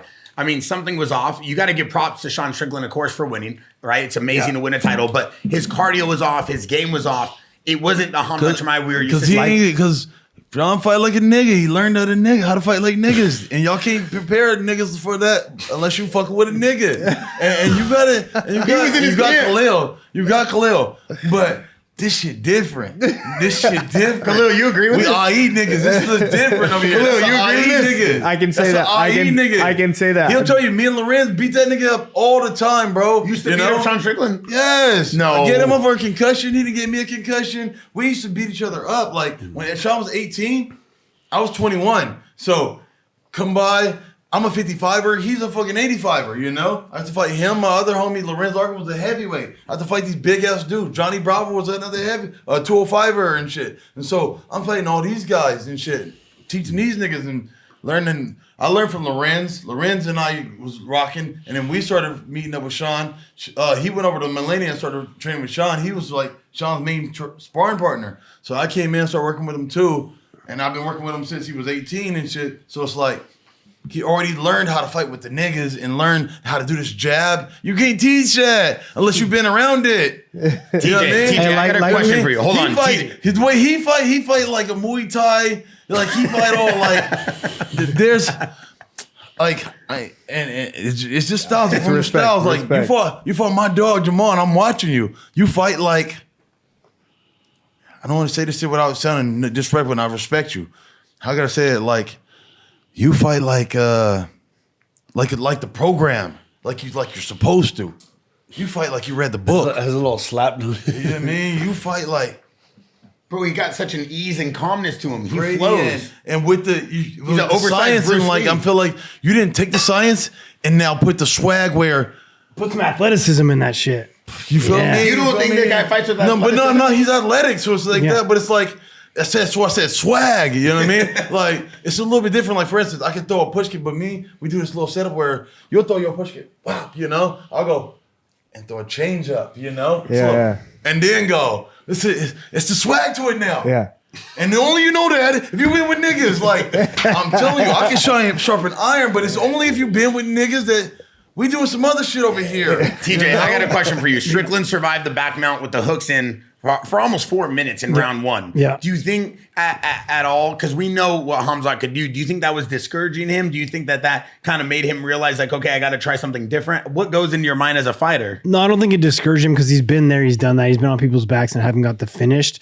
I think Sean did a very good job staying calm while he's on his back and fought it very well.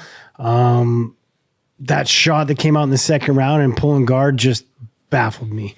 It really did. That's the best thing right there. That two, he kept letting that two. Yep. Yeah, what I wanted him to do is throw that jab to the body and then come back upstairs after. You know, he'd just throw just the jab to the body without doing anything to it. Like, I like he showed all facets this one. You know, Yeah, he's actually give me striking something in off there. You know, Yeah. But we gotta work on that part right there. You know that high guard. I'm like, oh, we gonna eat you up all down the you're a middle all punching day. bag. Yeah, Yup. you're a punching bag at Yup. that point. See, that's the thing with Sean. I've seen him getting opened up by a few guys, and it's always body jab over the hand because it's that Philly shell. When he that's does out. this. So he gets folded back, and then you get he's vulnerable over the top. If he Yup. reads you, Yup. he can always shake you off. But if you bend him forward a little bit, you can take him out. And I've seen him get eaten up by that body jab overhand right all day long. Yeah. I mean, You know what I'm talking See, about. the That's thing. how you He open doesn't up know the how to Philly. change it. Like we're now like that's He what just we gonna- used to do. I brought the Philly Shield to MMA. I mean, you know what I mean? Like they used to say Floyd Mayweather can never do that. I was like, all right, Floyd Mayweather was one of my favorite fighters. Now I'm gonna show you I can do that same style in MMA. You know, and so but now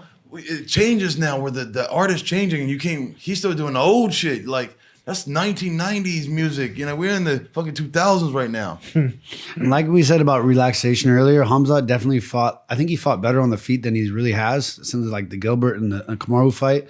He showed a lot of heart and ability to stand up, but the tension is still there, and that's where it's going to take his energy.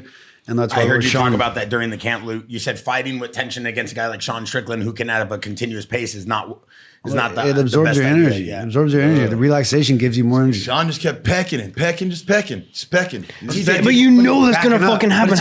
How are you not ready for that? Yeah, I get it. It's like, No. It's a pecking. You can't win title pecking and backing up. Hold on, I want to ask you. According to them, question. yes, you can. Because at the end of the day, look, when they showed those copy bags, the stats, it said 55. Nothing. You know what I mean? Or some shit like that, like 55 to 20, you know? So it looks like Sean's up 30 fucking strikes hitting to the head. You know what I mean? And so, like, Stats Look don't at mean the nothing. control time. that's where they go off of stats, is what I'm saying. Bobby, here's the stats. In round 1, Khamzat Chimaev had 4 minutes and 47 seconds of control time. In round 2, Sean Strickland had 3 minutes of control time. In round 3, there was 0. Round 4, Khamzat Chimaev 54 seconds. Sean Strickland 0. Round 5, Khamzat 1 minute and 31 seconds. Strikes? Sean What about Strickland strikes? 0. Here's the thing. There's I'm too saying many. that's double the amount of control time. There are too many autistic people in the world. You guys are all watching these stupid numbers. That doesn't tell the tale of the fight. The fight went the way, like, you saw who won the fight. The fight go by who hit more, you know? Big shots. The biggest points in the fight. The heavier shots. Heavier shots. I feel like I'm one. You know, I think they made a bad call, but I'm saying in terms of why I would see why a judge was hit is that you keep going these numbers and you keep thinking you've seen Sean go like. We're trained like TJ saying he was being a punching bag. Like we're trained to like you can't be a punching bag. You better be hitting back. You better be doing more, or you better making them miss at least. So because those punches are still going on, and they think it landed. Even if they sometimes don't land because your hands are there, it still look like he's doing something and you're blocking with your face. You know. So based off the judging criteria, Bobby, what you're saying is that the jab there obviously weighing it more in on dominant and performance control. I get it. If you look at this video from Henry Cejudo says that he actually had Khamzat Chimaev winning the fight. He rewatched the fight. He said it was 4-1 Chimaev, maybe 3-2. So did I. Bobby Green, you said the same thing. Kamaru Usman said the same thing. We see, Mike Perry said he thought the consistent jab won the fight for Strickland. Well, Luke, you constantly said, how can you win a title with a jab? Backing up. You can. Backing up. Yeah. Okay. If you jab well and you back your man up from the jab, then it's effective. You're backing up with a jab. There's no value. There's no value. If the other guy's I disagree. And go. If the guy's just going to walk you down the whole time. I mean, you can win a fight backing up with a jab, but not if the other guy's landing big shots as well. There we go. Right? He's also landing overhands and doing his job. Yeah, maybe he's getting outstruck a little bit, but the shots that Chimaev's landing are bigger. I mean, look at Sean's nose, right? Like, that's where I laid on was the actual damage that was done. But look, the fight was close, and I can see why people are going either way. It was a split decision. But look, he's circling, and bam, and bam, and bam. And so it's like they got to keep going like this. Okay, well, that's one, but it even hit his back and shoulder. But then it's Sean again. They keep going one and one. And they're like scared jabs. And another one. They don't like confident jabs. And I'm a fan of Chimaev. He lost this fight himself. He really did. Like, he's so much better than this, and he can fight so much better. I just don't understand why we stand in front of him and get hit by the jab. Like, that jab is coming. Like, you should be training 10, 12 weeks. This guy's going to be throwing relentless jabs, and this is how I'm going to counter it, TJ Khalil was obviously part of the whole camp. Khalil, we talked multiple times about the pace and the irregularities that Sean provides during a fight. The way he's able to fight throws people off. Do you feel that Khamzat was thrown off, or do you feel like what TJ's saying, Khamzat just lost the fight to himself, bad weight cut, was not the best? Yeah, I think it just wasn't his night. Like, there's so much stuff. It shows. You can have a perfect camp. You can have all this stuff. And if it's not your night, it's not your night. And it could be for many different things, from a weight cut to this, to that, to this, not being able to get through Sean's style, everything. I think we run it back. I'm sure it doesn't go anywhere close to how it went here. If it did, then hats off to Sean, but I don't see it going that way. I'd still bet on Khamzat. And let's put Khamzat in a dancing class. Let's do this. I think that it's gonna go even worse now. I think Sean was scared. The whole energy I read of Sean the entire fight camp, he had a scared energy to me, I think now he's gonna feel more confident and fight more, That's what I feel. I disagree. I think Khamzat was nervous, and I think he's more confident now than ever in his stand-up, and I think he can.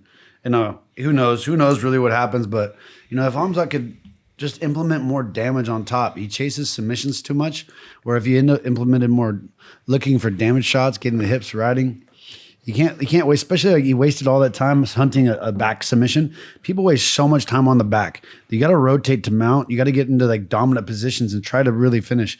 It's easy to relax when a guy's on my back. You can sit there and defend all day and it takes no energy. Mm-hmm.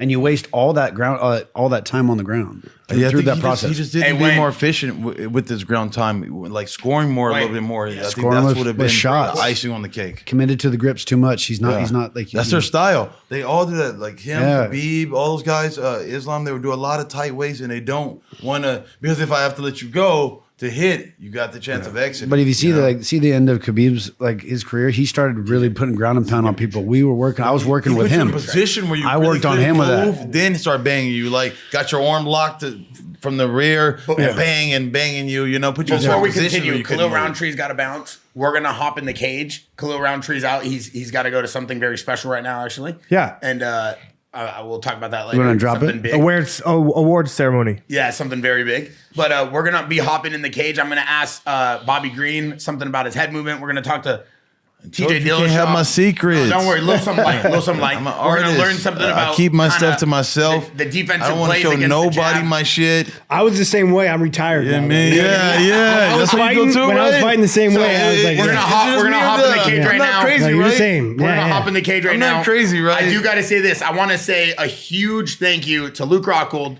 TJ Dillashaw, and Khalil Roundtree for being a part of the camp, helping us. This was our 5th camp here at Jaxxon Podcast at the Jaxxon Media House and Santo Studio. It was an incredible 10 weeks. I got nothing but love for these guys. Call it glazing, whatever it may be. These are our guys. We sponsor them. We work with them. And it is what it is. We sponsor Americans, Armenians, Chechenians. Doesn't matter, dude. We sponsor mixed martial artists who want to be the best in the world. Bobby knows the truth. We've been doing this for years. Yeah. And I'll leave it at that. And then we're going to hop in the cage and we're going to go over some stuff. Hats off to Sean Strickland getting the belt. I hope they get a rematch before Khalil Roundtree has to deal with Khamzat Chimaev. But I did see a press conference that Khalil Roundtree said no, or Khamzat Chimaev said no. I'm a real brother, and real brothers don't fight each other. I would never fight Khalil. Why even bring that up? Because I do think that's incredible. Why? No, I think it's cool. I think it shows the admiration. It shows the genuineness of Khamzat and who he really is. Shout out to Khamzat. Yeah, if he comes back, if he does want to go up, then we'll be training partners. And, we have another camp coming up with Armin. We have another camp coming up with Khalil. We have another camp coming up with Jaxxon for jiu-jitsu. So a lot of exciting stuff that's going to be happening on the Jaxxon Behind the Brand.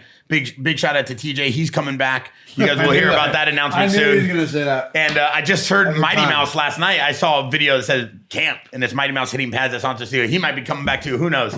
But we're going to hop in the cage now and show you guys some stuff. All right, we're back in the cage. I got Bernardo, our head coach of grappling and jiu-jitsu, Bobby Green, fresh off a win, Luke Rockhold, and TJ Dillashaw. I'm going to start from the top. We'll work our way down. One thing we saw was the jab and kind of just stepping back and jabbing from Sean Strickland. That's how he won the title. Luke, maybe we'll start with you. How do you have defense against that? How do you have offense against that? What do you think he did right? What do you think he did wrong? Kind of walk me through it. I think Khamzat just needed to respect the jab more. He was too intent on coming forward, and he wasn't clearly waiting for the moments. He wasn't respecting it enough, and he was getting hit, walking it down. But it looked a certain way with the judges, and it puts the category of numbers rather than the direction of the fight. So you gotta respect the jab.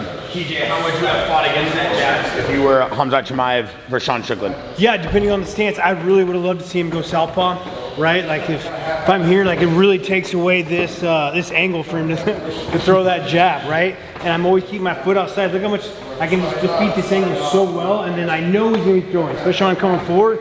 I'm going to split it. I'm going to split it with my cross every time, right? I'm going to come in, I'm going to split. Now look at this angle, I can come, boom!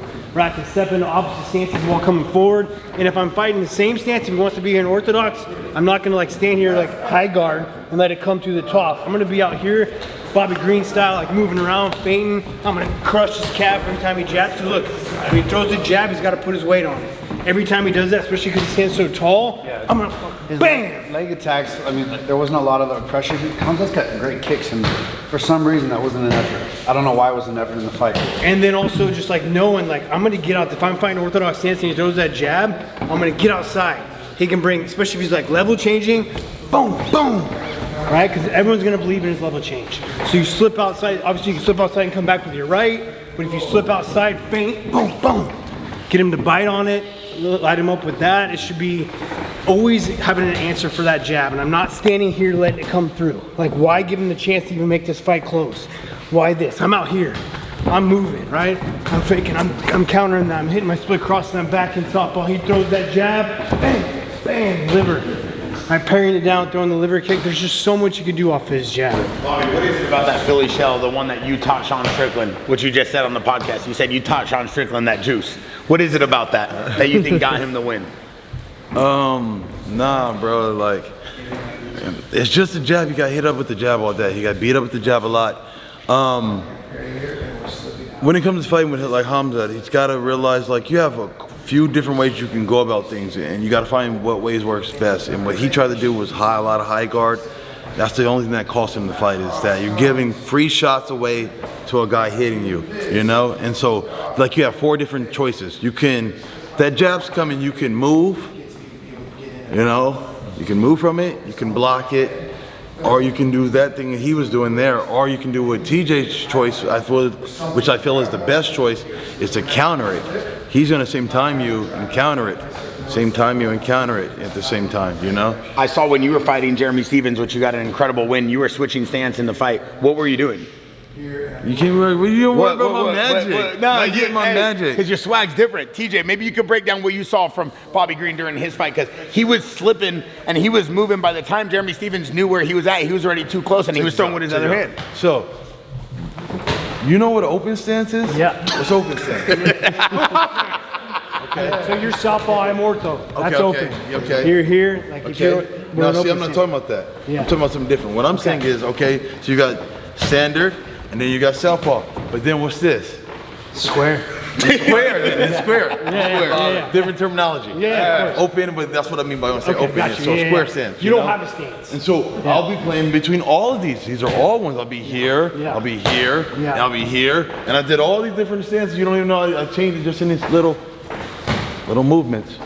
You move and I'm in a different stance. And so, like when I was fighting Dawson, I was just kind of getting the range of feeling of him.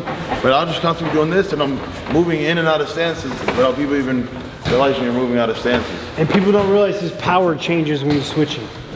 Right? Like right now, this is my power, right? And he's switching here. Now you came in, now this is my power. But now that I'm in a square stance, my body's more open to damage now. Because you're square, it's a bigger target. Versus here, it maybe kind of slips and moves, but now you're square, and so you got to know, I got to be offline, I got to be off because that target's going to be, you know? And so you got to know the choices upon what stance you choose. TJ, how would you combat that if you were fighting a guy like Bobby Green who constantly switches in and out of stances? I would try to chop his legs. Oh, really? Yeah. In what way? They all think, that's what they all In what way? I can't wait to mix it up with him. I'm Why? You got to get outside his shoulders because he's wanting you to be here in front of him because he's going to play the same game, right? So whenever stance he switches, I'm good at both stances, so right? fun. So if he gets in a stance, I get outside and I come back in and chop the legs. You know? What is he saying is going to be fun? Break this down. Because it's like a dance, bro. Yeah. You know, like, Chess. yeah. We're going to play chess. Yeah. You know what you gotta love about Bobby? Bobby will spar anybody from the smallest to the biggest motherfuckers. Yeah, but he knows how to. He knows how to flow. Yeah, and I smoked 5 blunts before I did it. But explain to me how you would chop his legs. What would you do? I'm not going to give out the secrets of B-Bobby. Oh, got it.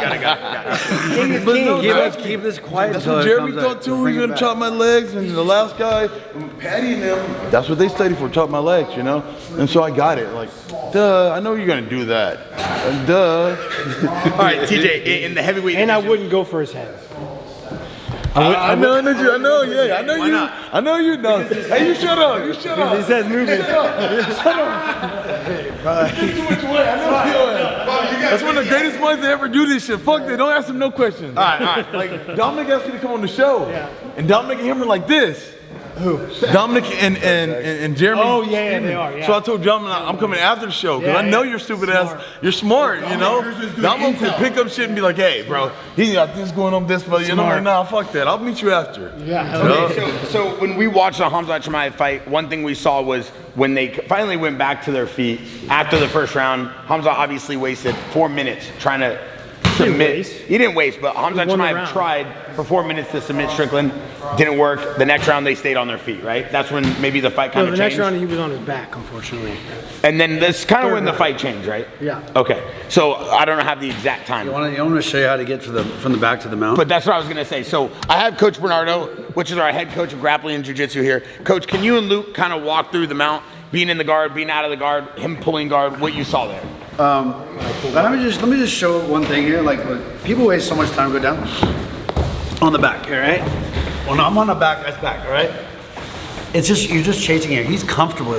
He doesn't have to like defend himself really. There's nothing to be scared about here. How I'll get to the mount, so I go back to a front headlock and I tie it in. And then the only way he bridges into me, so we start the transition here. All right, this is a very crucial point where I snake my leg through and I take away his bridge leg. If I take away his bridge leg, it pulls me into him.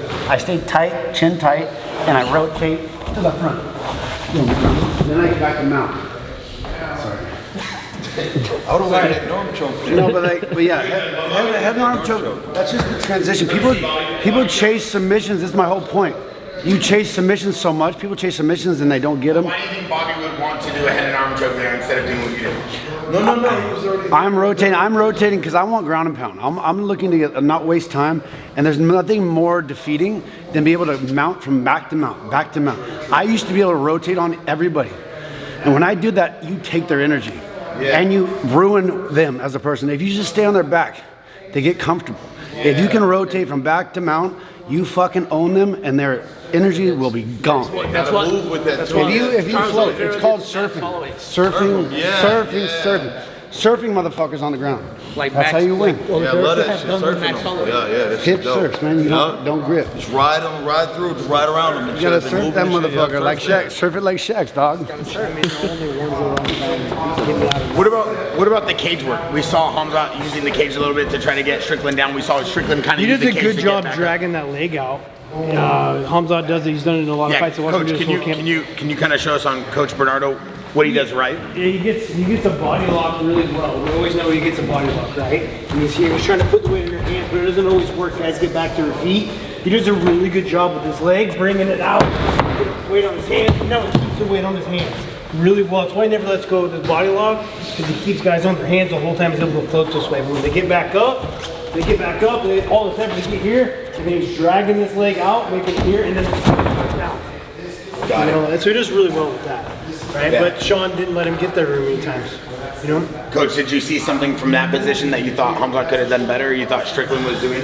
No, like Luke said, a few times he used the hook to reset the back, right? He did an outside hook and he reset the back when he was sliding instead of doing what Luke did. Instead of going up on the other side and coming up, he was always resetting. He did like 3 or 4 times in the first round. He just reset the back. He was sliding, he'll make the outside hook, push him to the other side, put the hook back again, instead of just like letting him slide, but okay, I'll stay on top, I'll get more damage on him. Can I try something? Yeah. So we're going tight waist. So he's going tight waist. You guys are all doing this. What I'm saying is that whatever position we're in, we gotta make something exciting happen. It's gotta be fucking dope to see, you know? So he could be here, and maybe he's trying to get him to go onto his hands. Maybe he's having trouble there, he's building back up. Then he's going knee, and then he's going elbow, you know, come back. Make it exciting, you know? Add some flavor to that. If he threw a big knee in there, it's like, oh, you know? But they'll be doing these ones. They'll be like, knee the butt. It's like, oh, this lame, you know? Like, no, blast him, bow, you know? Now we got something exciting to see. You know, add something to it, but they don't want to let it go because now I let them go. But we're at like, it's okay. We can make it work here, we can make it work there. Wherever the fight goes, we can make it work. You gotta take risks to perform. And you gotta be a true fucking MMA fighter. That's what it's about, is being true to the sport, and wherever it goes. Not a competitor, be a fighter. Yeah. What about competitor and fighters? That's what I'm saying back to what I'm saying about the Jimi Hendrix stuff is, no, we're fighters. You know what I mean? Yeah. I love watching your fights, you know what I mean? It means something. I only watch certain people. I don't watch the whole UFC. I watch certain fighters. People that get you know you're gonna get something. TJ, what else did you see during the fight that you thought was? They go through phases too. Like Oliveira was a gangster at 1.2. Then he transitioned back. Yeah. Kind of like, like George St. Pierre, Rashad Evans. I think they got clipped. Rashad, yep, they got clipped. They got clipped and they switched came up. back fighting a different way. You know how many times I've been clipped? Dude, I got How clipped. many? You know how many times I've been clipped? I think three times now. Dude, What happened? You got to put it in the back of your head. And they're like, no, put your gotta hands up confidence. now. Do this. I'm like, I'm still gonna do me. Yeah. You know? Oh, they told you to go to high guard now. And that's why you Take can the chance. I'm still gonna do me. They can't change you. I'm gonna do me. Fantasy You know what style. I mean? Look at Fantasy you trying to act like a nigga now. Yeah, I got you. Yeah. All right, what else did you see during the fight, TJ? I mean, just something that can change the whole fight is fixing a little bit of Khamzat's style of fighting on his feet. Okay. He's one or the other, right? We're gonna be fighting, say, he's Strickland. Okay, look as dumb as I'm just joking.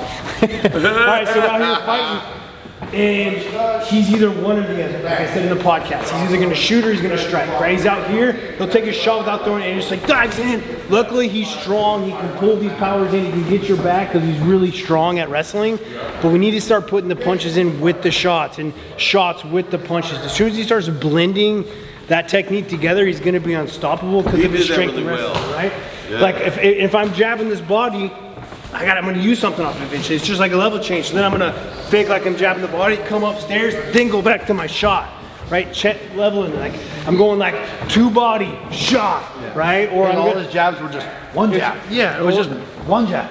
Or he and needs to, you gotta bend it. Like every level change he's gonna have, the guys are gonna believe in it so much, it's gonna open his strike so much more, right? So he's landing that right hand so well, like why not hit that right hand and then roll into a high crotch, right? And if I don't get that high crotch, right, it chains together, I hit that right hand, I roll through to get the high crotch, I don't get it, he's gonna sprawl and come back, bang, bang, bang, come off with shots. Using my wrestling to land my strikes and using my strikes to land my takedowns, you gotta blend those together better, right? Like that's, could have changed the entire fucking fight. It would have helped him with the jab. It would have helped with all of his pace. I mean, putting that stuff together is what makes the best in the world. Luke, you brought up a really good point. When you were dissecting a lot of Sean Strickland's fights throughout the camp, one thing you brought to everybody's attention was the way people broke down Sean, you said, was they would hit the body, then they would come over the top, and there was a nice flow to that, and you were trying to show this. I got to give you your flowers because you were showing a lot of this, you were talking about a lot of this. Can you kind of explain what you were showing and what you were talking about? Here's what Sean does well. He's the Philly. Bobby, because Bobby has Sean's Sean's style. got the Philly shot. He knows timing really well. He's able to shake and roll through things, all right? But it's always here. It's always that backwards pivot. So, I mean, to get him forward, which I've seen a lot of people have success with, is going to the body, without him trying to fold him into you. And then he comes in here, now he's close enough. Yeah.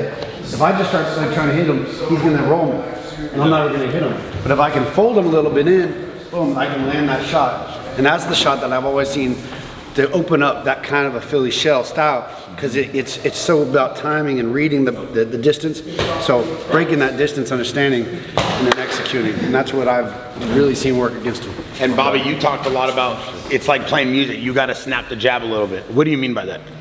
What I'm saying is like a lot of fighters, like especially the Russians and stuff like that, they're competing. They're not learning the art of fighting, and the art of fighting is different. It's not about like I said with Khalil. Khalil ran out of a book, and he had an instructor, and then the instructor went, okay, you throw the hook like this, and you turn your foot, and that's things. But sometimes you can't teach like that. You gotta teach like an instrument, and so you go work with them, and you go, all right, let's do work on your jab, and you go, let it jab, and they'll go, ooh, and like no, it's like no, you gotta snap it like a bandana, snap it, snap it, and then you start showing them.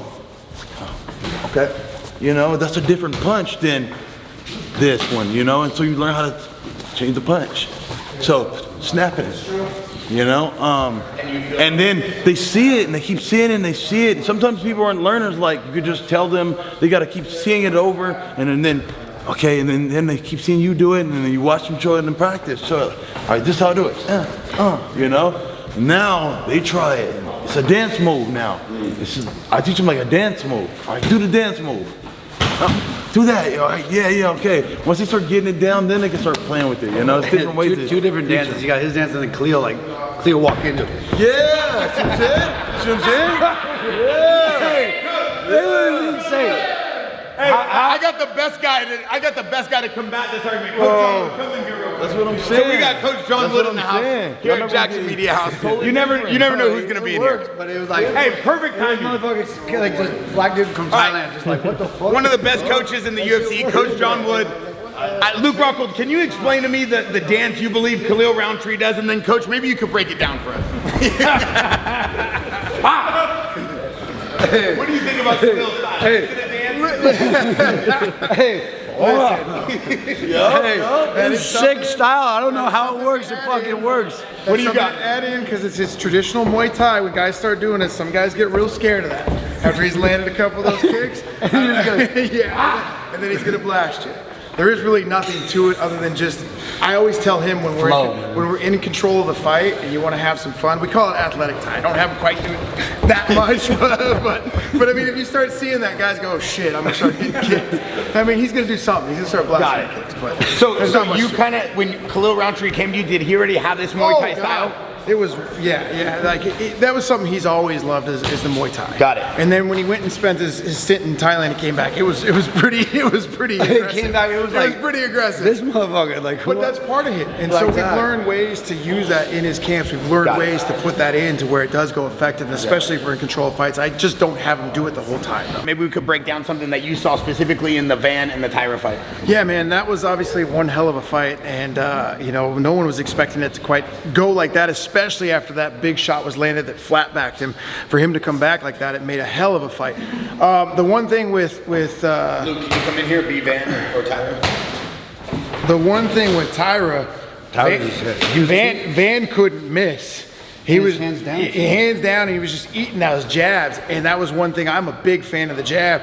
Van won that fight off of setting that jab up, and then eventually just cracked him with that one and dropped him on his back. That was beautiful boxing from Van. And obviously he showed, his cardio was phenomenal. He never panicked in those takedowns. I thought after that first round when old boy took him down and mounted him like that, I was like, this is gonna be a short fight. And he just relaxed and stayed in there and didn't, much kind of like what Strickland did. He didn't panic and waited, and he knew the guy wasn't doing any damage. He knew he was going to win that fight on the stand-up. You could even hear his corner kind of talking about it. So it was really actually impressive to see a young guy like that come out and have that kind of, round where it didn't go his way and be able to stay in there and come back. I was impressed with that. Hey, TJ, King Green over here. Wait. What's King Green do? Let me see. Let me see King Green. They're starting like. What do you think about that? Now we saw this version now. Yeah. Well, we saw this. What was the? Who else did the other version? What was the other version? There's the other version. What? Of all the King Greens. Oh no, there's a lot of King Greens. Nothing like that. That's fucking. He does not do that. What do you mean? That's what he does. Noodle his fucking arms. What was Perillo's version? Yeah. You know what I mean? So everybody got their version. Yeah. I'm gonna go meet. I just feel so fucking tough when I do it though. You know what I mean? Play the hula hoop when you fight. You do a lot of this. How could you not feel tough while doing it? You're just like, little bitch, come on, motherfucker. What'd you say to Jeremy that had him thrown off his game? You pointed at him, you said something, then he wound up crazy over A bunch of shit, bro. No, you said I was saying a bunch of different shit. I was saying so much different shit, bro. Like, I'm having a mental, we're doing some mental fucking crazy shit that's happening. mental warfare? Yeah, of course. Then you had Jeremy, he got all tense and he threw a crazy overhand. Yeah. So, like, what I did with Jeremy is that Jeremy's got 50 fights like me. We both got crazy experience. So if you fought somebody with 50 fights, he's fought everybody. What can you give him that no one else has gave him, right? And so the whole time, like, everybody always expects me to be crazy and fucking mean. I came up to him like, hey, are you okay? You are you okay? You know, like, you good? You know, make sure you're good, you know? And there's no loser between us. We're both winners for shit we did, so we can just have fun, you know? So now we go out there, and the whole time now I'm being a dick, where I was just nice. Now I'm looking at him mean, just like he's like, oh fuck, it's not enough a nice fight now. So I just switched the psychology up on him first of all. Then now I'm talking to him. When I'm telling him, I tell different people certain things. I'm actually gonna tell you truths. When I start telling you the truth, after a while I keep telling you, you start believing everything's the truth. Because I've been telling you, I've been truthful with you so far. Like, oh no, you missed that one, you know? Oh no, hit right here. So I'm telling you the truth. We're speaking truthfully, you know? Like, even when I hit him with the low blow, I said, oh, I'm sorry, I did hit you low. And so I'm telling you all truths. As I'm telling these truths, like, there was a point where I hit him with a kick, pow, and he grabbed me. And then we were on the cage. I was like, oh, so you're a wrestler now? You're a wrestler? You know you don't want to fucking wrestle. And then he hit me in the lap. I was like, oh, yeah, you little bitch. You little bitch, you know? And I started calling him bitch. You little bitch, you little bitch. Now you call a man a bitch. It's like, what? Fuck that. Yeah. Nothing worse than that. I'm fucking with him, you know? And then the other thing is, like, some guys don't understand range and stuff. So he was coming in, he got hit with a punch that he didn't even see coming. I was like, oh, I know what that means. You know? So now that I've been playing with him about the wrestling stuff, I told him I'm a little bitch about wrestling. Then he comes throwing a crazy punch. I'm like, nope. I know I told you no wrestling, but fuck you. You know? And so he had the submission on me, and I was like, you go ahead and do that shit, little bitch. Do it, you know? Because I knew I was gonna, yeah. And so then, right when I got off of it, I was like, hey, you know you fucked up, right? I told him in his ear, you know you fucked up, right? You know? After I could just feel his energy go. Oh, yeah. You can feel it, you know? And all of a sudden, you're breaking him. And now it's like, he's been getting hit in his face a good 30 times already, and now I'm telling him, you just fucked up, you know? Well, there's nothing worse than seeing a guy stand with his hands down like that, controlling the fight. It's almost that false sense of, shit, is he baiting me into something? Should I go after him? Now you don't know what's going on if he's trying to draw you in. And let's get deeper into it. Let's get deeper into it, you know? It's pure nuts. Because what I'm doing is that you're a skilled fighter. And this is very disrespectful for me to come up to you like this. This is disrespect if I came up to you like, you're like, well, I'll just sock you in your fucking face, you know? Like, what the fuck, you know? So if I'm doing this, I must be, something must be wrong with me. I must be fucking nuts to be doing this shit to you, you know? So it's a disrespect, and I'm calling your fucking bluff. You have to go. And then, if you don't go, I'm going. So if you're sitting thinking too long, you're getting fucking hit. But secondly, like, it's some cool fucking shit to do. Give this man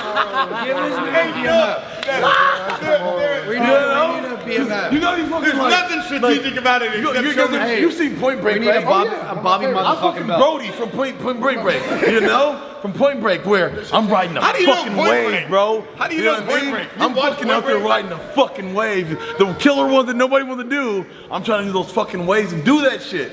And it's costly sometimes where I felt like I was getting off on Poirier, but then I was doing stupid shit. I went, what's up? And then hit me, boom. Oh, fuck. I was doing too much. It's the level of the play game. You gotta, I was doing too much. When do you have to turn it off? That's why they asked me, like, what do you love about it? Like, what do you don't love? You can play a little too much sometimes. Yeah. You get thrown off your game. But that's why the bad motherfucker, and then there's the Bobby motherfucking belt. But that's also what makes you people want to watch. That style, there is not another style like that in the UFC right now. Yeah. So people know it's going to work, like you said, it works a lot for you. Sometimes it ain't, but that, you know, the good outweighs the bad usually for you, and no one can do what you do. And it's a strategic bet. I know your personality is, if I do start this, he's gonna swing. Yeah. And sometimes I'm not even gonna be there just to, I'm just making him think this shit. Nope, I'm not in there. No, I'm right here. No, I'm not. I don't even want to fight yet. But I'm just bullshitting him. And then the call is bluff. If you miss a couple of those, when a guy got his hands down and you start swinging and missing, that's demoralizing. Where you're like, fuck. That hurts your fighter. Oh my God, he don't even got his hands up. I can't hit him. Coach, and then he tags you. I know you're in a camp. Before I let you go, TJ, we were all talking about controlling distance a few times on the podcast. One thing you're always so good about is understanding where you're at in the cage and how to control that. Can you show me a technique that helps you kind of level that out and find your distance and then control the fighter with it? I mean, the way we were talking about it was when Volkov was fighting. Yeah, maybe use Bobby. Bobby's got crazy. Why you gotta use me? Because you got this crazy. Look, he's Volkov, right? Because look how much taller he is, right? Yeah. And he loves the kick, right? So stand orthodox for me because he loves the kick. And he's staying at this kicking range. He's landing inside leg kicks on him. And who's the guy he was fighting? What's his name? Costa, yeah. Right? Costa? No. Acosta. Waldo Cortez. Acosta. So Waldo's just kind of standing here, right? Waldo Cortez Acosta. He's letting him land his inside leg kick. He's letting him land kicks. He's throwing one at a time, and he's like trying to play his game. He's headhunting as well too. Like, look how far it is for me to try to throw a right hand over his head. So what I need to do, I need to think like a Tyson drill, moving my head coming forward. I have to come forward. Look how much harder it is for Luke to kick my leg when I'm coming fucking forward. Right? Oh, I don't like that. You don't like it. He wants to stay at this kicking range, so I gotta come forward, I gotta move my head, and then I gotta rip the body as well too. It's so much harder for me to headhunt and throw these big punches out there because he's so much longer. So I'm gonna big torso on the motherfucker. I'm gonna move my head and I'm gonna line up this body before I come upstairs. Right? So cover the ground, move your head, get it off tracks, light up the body first before you come upstairs, and I think that would have won him the fight. So that's a great way to think about distance control. And if you're the longer guy and you want to land your kicks, you can't just like stand here and do this. I got to be moving out here, and I got to like maybe slap a hook before I hit my leg kick first, or fucking two before I hit my body kick. Like, use your hands a little bit, because if I'm just throwing these kicks, he's gonna bum rush me, then I don't have my space. Yeah, you gotta climb the mountain.